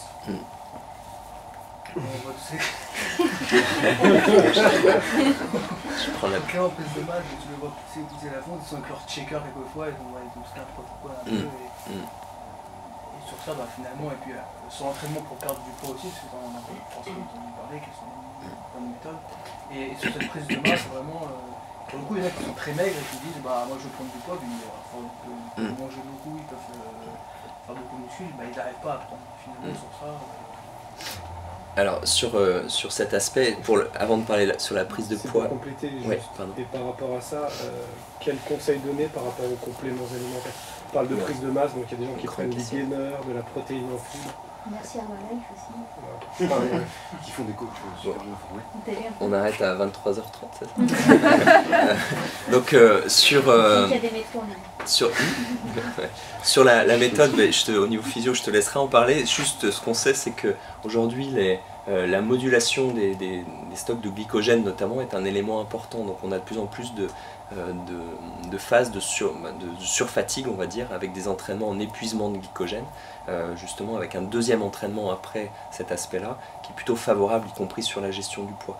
En passant de train low, de sleep low, tout ça, je ne sais pas si c'est des données que tu dois avoir en tête, mais qui sont plutôt favorables. Mais ça demande, voilà, c'est la précision, je pense que c'est pas le sujet du moment. Pour répondre sur la question de la prise de masse en tant que telle et des compléments alimentaires, on sait que justement quand vous prenez de la masse musculaire, par définition, il faut que vous ayez davantage d'énergie, surtout de protéines, pour l'anabolisme et puis pour la structure nouvelle qui va faire que vous allez avoir davantage de masse. Donc effectivement, vos besoins quantitatifs sont plus importants. Mais de là, aller se gaver de protéines à hauteur parfois de 3 grammes, 3 grammes 5, voire plus, c'est-à-dire par kilo de poids corporel par jour, c'est des teneurs qui sont largement, je finis par rapport à ça, supérieures aux besoins physiologiques pour prendre de la masse musculaire. C'est vraiment la notion de l'aminogramme, c'est-à-dire la qualité de la protéine, et surtout la chronologie d'apport qui va être important. C'est-à-dire que, et tu en parleras sans doute sur la partie de la nature de l'effort, effectivement l'effort va être important, et derrière c'est d'avoir une prise de protéines associée à des glucides qui va permettre de sécréter de l'insuline le plus tôt possible après l'effort, et en particulier on a cette fameuse leucine qu'on connaît beaucoup justement dans le monde des compléments alimentaires ou autres, qui est un acide aminé, qui a un effet signal au niveau de l'anabolisme qui lui est spécifique et qui fait partie des BCA, des acides aminés ramifiés. Il y en a 3, leucine, valine, isoleucine. On parle souvent du ratio 3-1-1, 2-1-1, etc. pour les adeptes de muscu, etc. Ce qu'on sait, c'est que c'est la leucine qui est importante. Donc effectivement, s'il y a une prise de masse à avoir, c'est une prise de leucine en post-effort le plus tôt possible, dans un bain protéique global. Il y a une ration de 20 à 25 grammes de protéines, que ce soit en shaker ou au niveau alimentaire, peu importe, et associé à des glucides pour justement avoir une sécrétion d'insuline. S'il y a sécrétion d'insuline, il y a pénétration des acides aminés au niveau musculaire et il va y avoir un environnement hormonal et métabolique qui sera favorable à la prise de masse en tant que telle. Et on peut justement augmenter les charges protéiques on estime jusqu'à 2,3 g, 2,5 g. En gros, c'est-à-dire vous mangez, on a vu 1 ou 2 œufs à la coque le matin, la viande le midi, vous pouvez manger végétal le soir, ça sera une source de protéines tout à fait intéressante. Et vous prenez un apport complémentaire, effectivement en collation, dans le matin, l'après-midi ou autre. Mais c'est surtout la phase post-effort qui est déterminante. Et là, la nature de l'acide aminé, notamment le signe qui va être déterminante bien plus que le ratio des BCA. Parce qu'en fait, les BCA sont des acides aminés glucoformateurs. C'est eux que vous allez utiliser au cours de l'effort pour fabriquer de l'énergie. Donc l'intérêt de ces BCA en post-effort, c'est que vous favorisez la récupération musculaire, mais vous n'allez pas favoriser l'anabolisme. C'est vraiment là le signe dans un contexte de bain protéique global qui sera intéressante, et le plus tôt possible. C'est pour ça quand on vous parle de whey ou de lactosérum, le whey c'est juste que c'est une fraction du lait qui va être plus riche en BCA globalement. Donc aujourd'hui on a des hydrolyses de lactosérum, on a des acides aminés libres qui nous permettent d'avoir parfois des protéines végétales et associées à des acides aminés pour avoir exactement le même effet. Donc se dire je mange beaucoup de protéines pour faire du muscle, et finalement c'est bien loin d'être la vérité d'un point de vue physiologique. Ça veut dire qu'il faut un apport supérieur à nos besoins pour stimuler dans tous les cas. Cette prise donc tu la conseilles dans la demi-heure qui suit l'entraînement? Le plus tôt possible. Après ça dépend aussi beaucoup de l'état intestinal, c'est pour ça que la forme liquide dans tous les cas sera le mieux. Dans tous les cas, effectivement on a une fenêtre qui va être de 4 à 6 heures. On sait que la première demi-heure est la plus importante. Et bien associée à la charge glucidique. On parle souvent d'un ratio 3-1, 3 g de glucides, 1 g de protéines. Et si tu manges 20 g de glucides, d'avoir une bonne portion un des fruits secs, une banane, une compote, voire quand on parle des gainers, etc., c'est ce qu'ils font, c'est-à-dire qu'ils associent les protéines et les glucides dans le ratio qui est favorable. Je sais pas très lactose, mais après entraînement très simple, on ça qu'une pomme, une bouteille de lait, un petit truc de lait, est-ce que ça suffit? Si les yaourts à boire par exemple ou autre, d'un point de vue du profil en acides aminés, justement sur les BCA, c'est intéressant. Par contre, dans la nature de la protéine et notamment la caséine, après un intestin qui a été fragilisé, effectivement, moi je ne suis pas favorable. Donc je n'irai pas conseiller un yaourt. Mais si on veut rester sur cette tendance, oui, c'est la composition intrinsèque est plutôt favorable à la prise de masse, mais elle va être défavorable sur d'autres aspects. Pour revenir toujours sur la partie protéine, je pense que dans la structure un peu délicate, c'est les végétariens et les végétariens, comme on est deux au moins ici. Donc je ne pas du tout n'importe quoi. Moi je fais l'expérience sur moi depuis en avril, ça fait 10 ans que je suis végétarien. Donc je mange très peu d'œufs, mais je mange des œufs. Donc voilà. Donc tu es végétarien, pas végétalien? Je ne suis pas encore végétalien, je réfléchis parce que ça peut, voilà. Donc pour l'instant je suis très végétarien, mais dans mon groupe, il y a des gens qui sont végétariens au niveau de la prise de masse. Ou vegan. Ça marche très bien. Bien sûr. Donc ta question. Donc c'était pour savoir votre opinion aussi, parce qu'avec les nutritionnistes, j'ai entendu, normalement je ne devrais même pas être vivant. Ouais, bien sûr. J'ai écrit un article, si ça t'intéresse, sur peut-on être vegan et sportif. J'ai pas mal développé ces aspects-là. Oui. Bien sûr qu'on peut l'être. Alors le vrai problème du vegan, c'est pas les protéines. C'est le DHA, l'EPA, les oméga 3 dont je vous ai parlé tout à l'heure. C'est qu'on a un défaut de métabolisation sur ce plan-là qui est important. C'est le zinc, notamment par rapport au fait que vous consommez beaucoup plus de produits céréaliers complets qui viennent chélater le zinc, le fer aussi. Mais on se rend compte que ce fer, finalement, c'est pas véritablement un problème. C'est plutôt un aspect favorable. Sur les consommations de fibres, c'est positif en général. Donc il n'y a pas d'inquiétude à avoir. Donc ça sous-entend aussi que la personne végétalienne ou végane a une tendance à avoir la culture nutritionnelle suffisante pour bien compenser le déficit protéique. Parce que vous avez des personnes qui se disent ok, du jour au lendemain, c'est pas en cours, c'est j'arrête tout de suite. Et là, au niveau alimentaire, ils n'ont pas forcément les bons réflexes. Et bien sûr, il vous faut un apport quantitatif avec les légumineuses, des produits complets, etc., qui vont venir compenser. Et ça, c'est tout à fait compatible, il n'y a aucun souci. Je dirais que le point de vigilance pour le sportif vegan, j'insiste bien, c'est les statuts en oméga 3 à longue chaîne, les fameux EPA, DHA. C'est le statut en zinc notamment qui sont les éléments les plus critiques sur ce point. On trouve des problématiques sur la taurine, la créatine. Alors je ne parle pas de celle du complément alimentaire, celle qu'on produit au niveau métabolique endogène. Voilà, chez les personnes véganes, ça peut être problématique. Mais globalement, si tu es végétarien ou ovo-lacto-végétarien, il n'y a aucun risque, aucun signe. Aucun complément alimentaire. Non, après, le seul complément, et chez le vrai vegan ou le vrai végétalien, je dis ça, c'est effectivement la vitamine B12 qui était, voilà, la logique qui est toujours, enfin j'ai dit mais qui est toujours la seule vitamine présente dans le règne animal. Et justement, pour la petite anecdote, on a beaucoup de modèles traditionnels végétaliens, où les Indiens ou autres, on se disait mais comment ça se fait qu'il ne manquait pas de vitamine B12 alors qu'ils mangeaient absolument aucune source de protéines animales. Et en fait, il n'avait pas les fruits et les légumes, et vous aviez des insectes autour sur la peau qui faisaient que ça suffisait à combler les besoins en vitamine B12. Alors aujourd'hui, malheureusement, je ne suis pas en train de vous dire de ne pas laver vos fruits et vos légumes, parce que de toute façon, les insectes, ils sont plus là en général, sauf si vous les cueillez dans votre potager au dernier moment. Mais globalement, si vous êtes vegan, effectivement, la B12, c'est la seule complémentation qui sera nécessaire.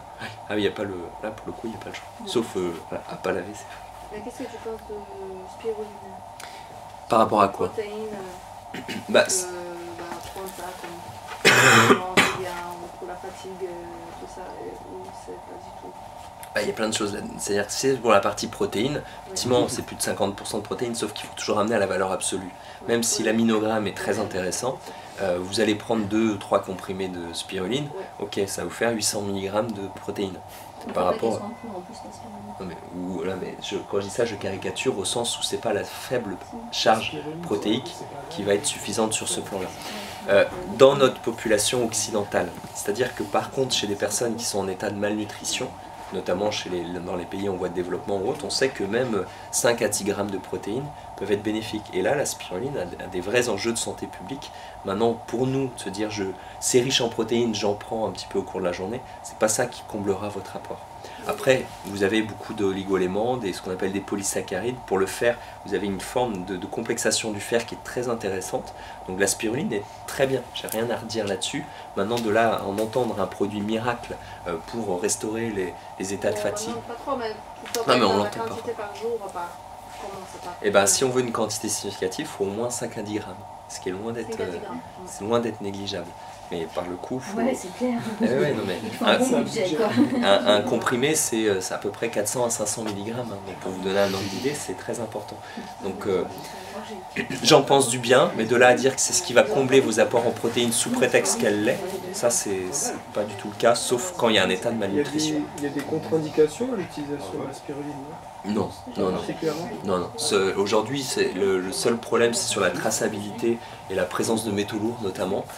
Mais aujourd'hui, sur les filières françaises, globalement, il n'y a pas de risque.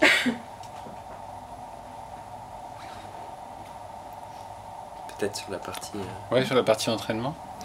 Alors, Momo disait tout à l'heure, les séries longues, quand on voit de la perte de poids, tout ça. Si je prends la musculation, je viendrai après au sport d'endurance.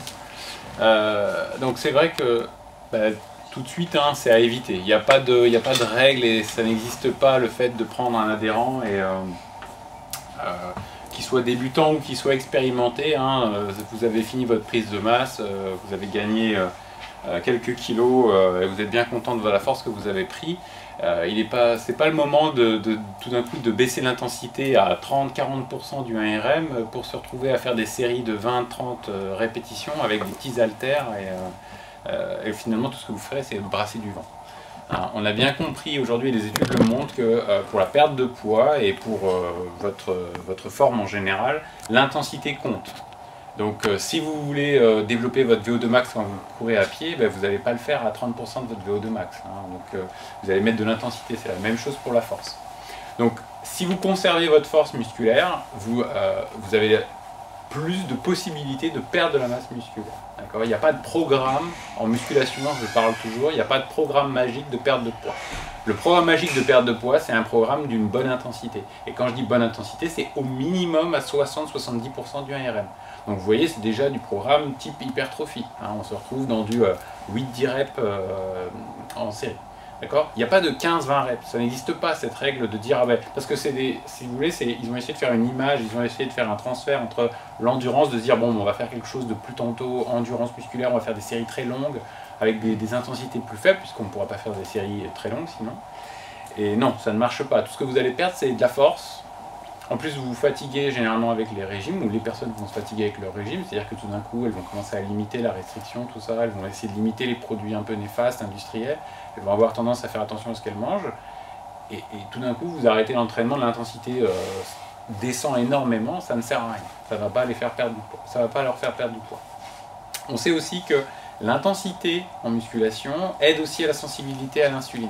Anthony en parlait fortement, et si vous voulez, la musculation améliore la sensibilité de votre corps à l'insuline, ce qui est un plus énorme, puisque du coup, vous allez gérer mieux les stocks de glucides, vous allez mieux gérer les apports glucidiques, et vous allez mieux gérer votre poids, et justement avoir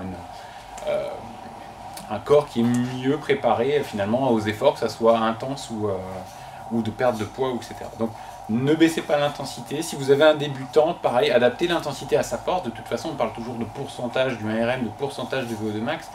En fait, peu importe que votre client, ça soit un senior, un débutant, un jeune débutant, ou peu importe. Hein, 80% de sa force maximale, c'est 80% de sa force maximale.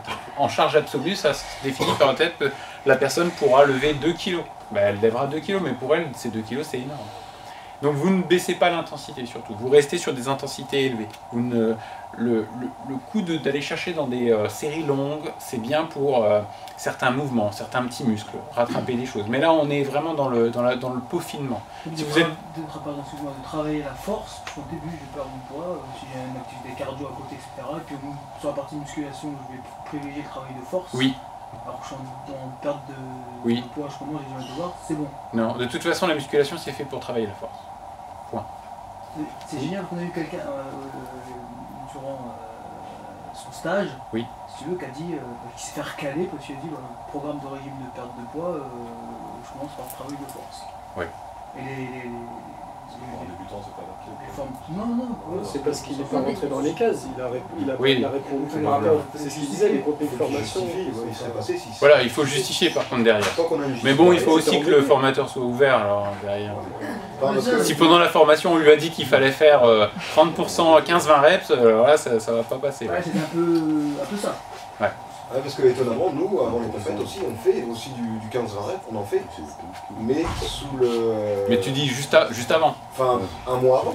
Ah, un mois avant. Pendant un bon mois, on en fait. Mais justement, en fait, c'est le fait de baisser cette intensité. Parce que tu baisses l'intensité surtout. Tu baisses un peu l'intensité. Mais quand tu dis tu fais des séries longues, tu les fais à combien aussi en pourcentage de force? Tu ne descends pas à 30% de ton max? Bah non. Et voilà.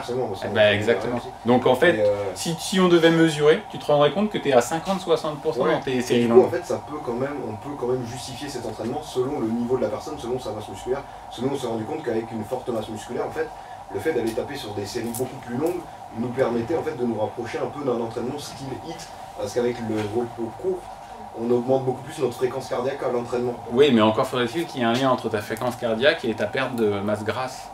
En fait, et encore faudrait-il que ta perte de masse grasse elle puisse être localisée. Exactement. Ouais. Donc ce que je veux dire par là, c'est que tu auras beau faire ça, oui, je vois le raisonnement qu'il y a derrière, mais au final, que tu fasses ça ou que tu fasses des séries lourdes, alors on est bien d'accord que du coup tu vas pas pouvoir, ça dépend de l'intensité que tu veux globale en fait. Tu modules l'intensité, mais en fait tu travailles toujours la même chose. C'est juste que tu te régules en fonction de l'intensité, en fonction de ta récupération, ton système nerveux et de ce que tu veux laisser à ton corps récupérer pour justement l'amener à un effet. Mais au final, ton corps il continue à perdre de la masse grasse. Parce que tu fais attention à ce que tu manges, que tu continues à t'entraîner en intensité. Peu importe que l'intensité elle soit modulée parce que tu as baissé un peu tes charges mais tu as augmenté tes répétitions, ou que tu soulèves toujours lourd mais que tu fais un travail avec un volume très faible. Le résultat va être le même. C'est juste ta capacité de toi musculairement et de ton système nerveux à bien récupérer. C'est ça que tu fais moduler naturellement en fait. Mais quand même, selon les personnes, on ne pourrait pas dire qu'il y ait justement une réaction différente. Parce que moi, par exemple, je vois, j'ai préparé une compétition en faisant de la force, justement. Oui. Je faisais des séries de 3 minutes, 3-4 minutes de récupération. Ça marchait très bien, je suis arrivé très sec. Mais après aussi, j'ai essayé en faisant des séries de 20. Et le fait est que en faisant des séries de 20, je pouvais me permettre de manger un peu plus de glucides. Oui, parce que tu avais une dépense qui au final quand même était globalement... Ouais. Mais alors attention, hein, moi quand j'ai dit série de 20, c'est vraiment série de 20 avec un petit poids. Hein, c'est-à-dire avec une petite charge. Là, toi, quand tu fais tes séries de 20, ça m'étonnerait que la charge elle soit vraiment très faible. Hein, tu mets de l'intensité pour que tes 20 répétitions, elles comptent. Là, moi, je parle vraiment de dire les programmes classiques où vous voyez, voilà, les adhérents, on va leur mettre sur une machine et puis on leur met le premier disque, on leur met juste 2 kilos dans les mains, puis on fait des mouvements et il y a 20 reps mais qui ne servent à rien. C'est totalement différent. Ouais. Oui. Si jamais il y a une série de 20 et qu'il ne pourra pas faire une 21e, pour lui, ça sera... Ah, tout à fait. C'est très intense, on est d'accord. Ouais. T'es dans de l'intensité. Oui, mais après, il faut différencier. Moi, je fais du sport tout le temps, etc. Je mets mon régime. Et je fais mes séances de muscu, etc. Je peux commencer directement par de la force. Ou je me dis, je me fais mon programme, je vais faire de la force. Maintenant, je suis débutant, il faut différencier. Parce que je veux pas que tous les débutants disent un travail de force. Ils n'arrivent même pas à acquérir le mouvement. Alors, oui, évidemment. Mais bon, là, d'accord. Ok, donc je vois ce que tu veux dire. Bon, on va reprendre tout depuis le début. Mais évidemment, évidemment, et puis évidemment, il faut qu'il maîtrise le mouvement. Ça sert à rien de lui mettre de l'intensité sur un mouvement que la personne ne va pas maîtriser. On est d'accord. Mais le propos ici n'est pas de comment vous amener la personne à prendre de la force. C'est juste de dire que oui, aujourd'hui, un débutant, vous n'êtes pas obligé de le mettre sur une machine. Vous pouvez le mettre à faire du squat barre à vide, du développé couché barre à vide. Parce que j'entends trop souvent dans les formations de BP où on voit « Ah oui, c'est un débutant, donc on le met sur du guidé ». Ou « Ah oui, on nous a dit qu'il fallait le mettre sur du guidé parce que c'est un débutant ». Non, ça sert à rien du tout. Vous le balai.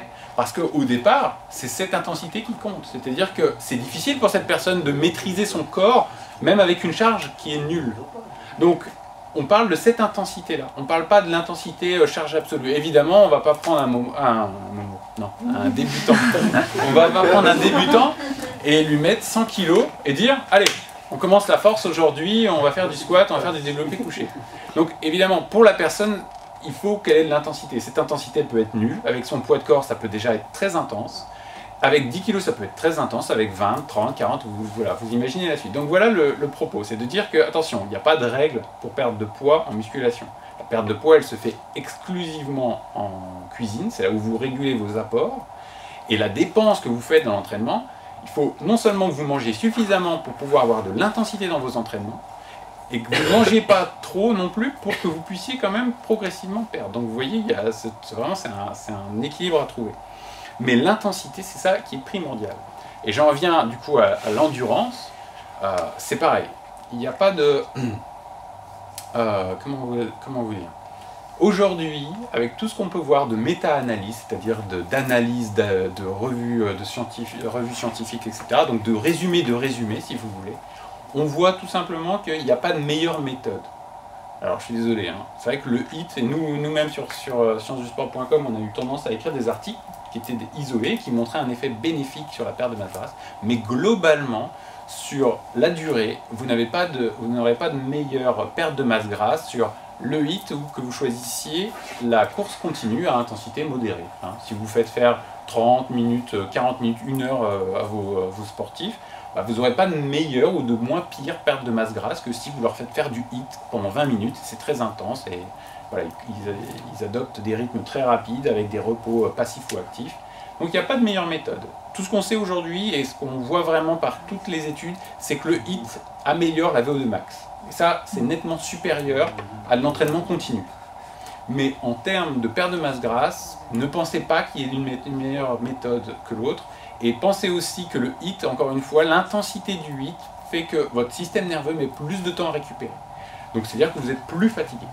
Ouais.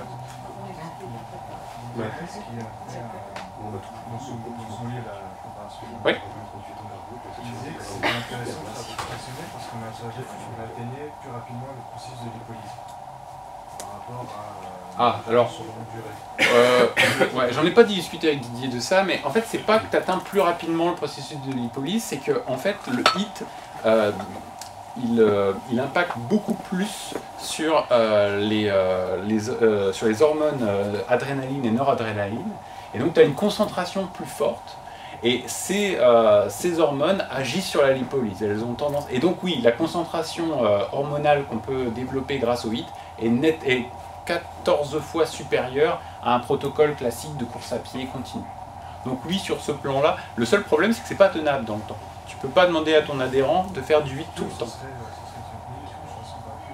Oui, bien sûr, mais en termes d'équilibre entre le système parasympathique et le système sympathique, il va y avoir un fort déséquilibre, parce que le HIIT impacte énormément sur le système nerveux. Donc en fait, il va y avoir cette fatigue aussi qui va être à prendre en compte. Donc c'est difficile de gérer. Mais les deux méthodes, c'est qu'au final, sur une période donnée de temps, les deux méthodes vont être équivalentes. Simplement qu'avec le heal, vous avez des bénéfices supérieurs. Vous travaillez sur la récupération, c'est-à-dire que la personne elle est obligée d'accélérer, de s'arrêter, de récupérer, de re-accélérer. Donc vous allez travailler des choses que vous ne pouvez pas travailler du tout en continu. Vous allez travailler aussi sur des processus anaérobies plutôt que des processus aérobies. Donc qu'est-ce que ça veut dire? Ça veut dire qu'elle va gagner en accélération, elle va gagner sur ses sprints, mais elle va aussi gagner sur son endurance globale. Donc vous pouvez travailler les choses, l'idéal c'est d'alterner les deux. C'est complémentaire. Oui, tout à fait. Je ne vois pas privilégier, parce que c'est ce que j'aurais tendance à faire, c'est ce que je peux faire. Finalement, tout départ, privilégier au moins une fois dans la semaine quand même des séances pour le cardio longues. Quand je dis longue, si on veut vraiment perdre du poids, on va baisser l'intensité, on va partir sur une séance 1h, 1h20, parce que, ou alterner sur plusieurs appareils, quand c'est en salle, pour baisser l'intensité et quand même aller taper dans les graisses, quand même pour à un moment donné. Je suis d'accord que 30 minutes de course hit, à un moment donné, il va falloir faire pour perdre du poids si on utilise le cardio, au moins une fois dans la semaine, des séances longues. Et l'autre question, c'est si j'ai qu'une séance dans la semaine, qu'est-ce que je vais favoriser? Est-ce qu'une semaine sur deux, j'alterne ou pendant 2 semaines je fais ça, pendant 2 semaines je fais ça, ou 3 semaines, etc. Bah, après, sur un côté pratique, je pense que quand tu commences à vouloir vraiment perdre du poids et à faire attention à tes apports et tout, faire des entraînements trop longs peuvent être contre-productifs. Bah, oui, en fait, sur cette notion de lipolyse, il faut bien voir que ça dépend beaucoup du contexte alimentaire, nutritionnel. Et c'est là où les entraînements en surfatigue ou avec un épuisement glycogénique est plutôt intéressant. C'est-à-dire que dans votre alimentation quotidienne, si vous prenez l'habitude de réduire l'apport glucidique et d'augmenter la charge lipidique, on voit que ces types d'efforts vont avoir un effet qui seront d'autant plus importants. Ce qui est important, c'est effectivement le point de croisement au niveau des filières glycolytiques et lipolytiques de manière générale. Et donc, c'est en fait paradoxalement, en ayant une alimentation qui est pauvre en glucides, que vous allez favoriser la lipolyse et le moindre épuisement des réserves de glycogène. Et donc que vous allez mieux vous adapter au cours du temps. Et ça demande vraiment un temps important. C'est-à-dire que vous n'allez pas le faire au bout de quelques semaines, c'est plusieurs mois de temps d'adaptation. Et sur les entraînements à jeun, sur les filières longues, etc., on sait que la filière lipolytique, elle s'est déjà adaptée chez un athlète qui est régulièrement entraîné. Donc si on veut aller au-delà, on voit notamment sur la stimulation ce qu'on appelle des enzymes de synthèse au niveau mitochondrial, sur la lipolyse, on sait que c'est des entraînements qui vont plutôt effectivement être longs, en état de surfatigue, avec un faible apport glucidique dans l'alimentation de tous les jours qui sera efficace. Mais c'est pas ce qu'on va conseiller à monsieur, madame, tout le monde qui va... Voilà. Tout dépend vraiment du niveau finalement. Du niveau et de l'alimentation. C'est-à-dire que si globalement par rapport aux habitudes conventionnelles, on réduit nos apports glucidiques et surtout un index glycémique élevé, je ne parle pas en post-effort où là c'est vraiment un moment qui est dédié à part entière, et qu'on augmente la charge lipidique, on va non seulement limiter la sécrétion d'insuline, ce qui sera bénéfique au niveau de la gestion du poids, mais sur la filière lipolytique, quel que soit le type d'effort, je ne parle pas des sports de force parce qu'effectivement là la question ne se pose pas, on a un avantage qui sera certain. Mais ça demande du temps. Je me suis rendu compte que les gens qui étaient en compétition avec moi ne faisaient pas du tout ce que je faisais en fait. Et apparemment pour eux c'était impossible de faire de la force en cétogène et de la garder surtout. Et je me suis rendu compte que moi en fait quand je l'ai fait, ça faisait 1 mois que je faisais du cétogène complet, je faisais de la force et j'arrivais très bien à la garder, voire même à améliorer mes qualités de force. Et du coup, l'année d'après, je me suis dit, je vais tester d'aller un peu plus loin après les compétitions, voir si on peut garder juste pour tester. Et en fait, je me suis rendu compte au bout de 3 mois et demi que ça partait. J'aurais dû continuer. Bah ouais, mais évidemment, c'est chiant. Voilà. Alors, ce qui est de manger 0 glucides, c'est pénible.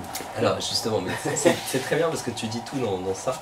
C'est-à-dire que, pour rappel, un régime cétogène, c'est quand vous êtes en privation glucidique totale et vous avez différentes phases d'adaptation. C'est pour ça que je posais la question. Après, c'est progressif. Alors, en gros, je mangeais des haricots verts, du blanc de poulet, du blanc d'œuf. Voilà. Et une semaine et demie avant compétition, je ne mange que du blanc de poulet et du blanc d'œuf. Il ne faut pas le faire, c'est pas bien. Non, alors voilà, là t'es pas... Et des huiles, beaucoup d'huile. Voilà, alors, oui mais ça c'est très important. Des huiles et des oléagineux. C'est super important. Mais dans ce que tu dis là, c'est la clé. C'est-à-dire qu'il y a 2 grandes différences. C'est-à-dire qu'il y a les régimes cétogènes avec un déficit calorique, c'est les diètes hyperprotéinées, c'est les sèches, etc. Où là, on a une forte diminution du métabolisme de base et une augmentation, on parlait des charges acides, notamment des risques d'acidocétose. Donc là, on a un élément qui est fortement délétère chez le sportif, force ou pas. Et c'est le gros problème des gens qui se mettent sous cétogène et qui ne comblent pas leurs besoins caloriques. Là, au niveau physio, il n'y a pas plus catastrophique sur le long terme. Et en général, ils ne tiendront pas très longtemps. Quand il y a une charge isocalorique, c'est-à-dire qu'il y a autant d'apports que de dépenses énergétiques, effectivement, ça passe par beaucoup plus de consommation d'aliments gras. On parlait de l'avocat, des huiles, des poissons gras, etc. Et effectivement des végétaux, pas plus d'apports protéiques que dans l'alimentation classique. On n'a pas de diminution du métabolisme de base, et là, on a une filière lipolytique qui va être beaucoup plus importante. Maintenant, on a un temps d'adaptation de 3 jours à peu près, 2 à 3 jours, on va dire, pour mettre en place la cétogénèse, c'est-à-dire que le corps va utiliser la voie des corps cétoniques pour produire l'énergie, notamment pour nourrir le cerveau, alors qu'il a l'habitude de le faire à partir du glucose. Donc ça, c'est un temps relativement court. Par contre, pour voir des processus physiologiques bénéfiques au niveau de la pratique sportive, c'est plusieurs mois, voire plus d'1 an, notamment chez les athlètes d'endurance. Je ne parle pas de force parce que finalement en force on n'a pas réellement d'intérêt pour un régime cétogène. Je ne parle pas de la sèche, hein, mais métaboliquement il n'y a pas de justification. Ça veut pas dire mais ça veut pas dire qu'on ne peut pas le faire, mais il n'y a pas réellement de bénéfice comme on l'aura dans la filière sur les sports d'endurance d'une manière générale. Mais moi je vois chez certains patients qui étaient sur le principe, ce qu'on appelle low carb high fat, on n'est pas encore sur le cétogène, on est entre deux. Et ben pour certains, 3-4 semaines, tout va bien. Alors les premières ont été difficiles, les premières séances, et d'autres, au bout d'1 an, là vont commencer réellement à avoir des bénéfices. Et dans ce que tu disais, c'est très intéressant, c'est-à-dire que la vraie difficulté du régime cétogène, c'est la contrainte sociale. Parce qu'effectivement, c'est 0 g de glucides.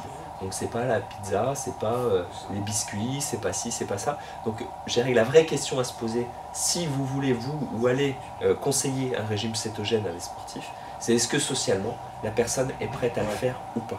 Et ça, c'est la phase clé. Parce que c'est pour le faire pour 2 ou 3 semaines, aucun intérêt, globalement. Et c'est sûr que c'est une vraie révolution dans les choix alimentaires. Et notamment, quand vous êtes tout seul, ça à la limite, ça vous regarde que vous. Mais quand vous êtes entouré de la famille, des amis, etc., ça peut vite devenir un calvaire si c'est pas partagé en tant que tel. Donc, et surtout, le point de vigilance, c'est les apports caloriques. Parce que souvent, on entend dire aussi, oui, il y a un risque d'acidocétose, etc., chez les gens qui sont sous régime cétogène, sportif. Non, il n'y en aura pas s'il n'y a pas de déficit calorique. Moi, j'ai en tête quelqu'un que je connais bien, donc médecin, diabétique de type 1, qui fait l'Ultra Beaufortais, je crois 150 km avec régime cétogène depuis des années et 0 apport glucidique au cours de l'effort. Ce qui physiologiquement paraît complètement contradictoire. Et on vous imagine, la personne, elle est diabétique, elle n'a aucun apport glucidique au cours de la journée et elle n'a aucun apport pendant l'effort. Et son relevé de glycémie sur 150 km, nickel. Beaucoup plus qu'avec une alimentation glucidique. Donc là, il y a un réel intérêt pour lui, sans aucune acidocédose, mais ça sous-entend qu'il y a encore une fois une vraie adaptation sur le long terme qui s'est mise en place et un vrai facteur de motivation. Par contre, pour nous, ce qu'il y a, c'est que pendant 3 bonnes semaines, du coup, des 4 semaines de cétogène, on est quand même Alors, c'est pour ça que je disais, il y a plusieurs étapes. Il y a la première étape des 2 à 3 jours, où là, c'est l'initiation de la voie de la cétogénèse de manière importante. Donc là, c'est effectivement les risques de fatigue, de perte de connaissance pour certains, etc., d'hypoglycémie. À partir de là, une fois les corps cétoniques lancés, effectivement, il y a un effet de coupe-faim. La personne est plutôt euphorique, n'a pas faim et se sent bien.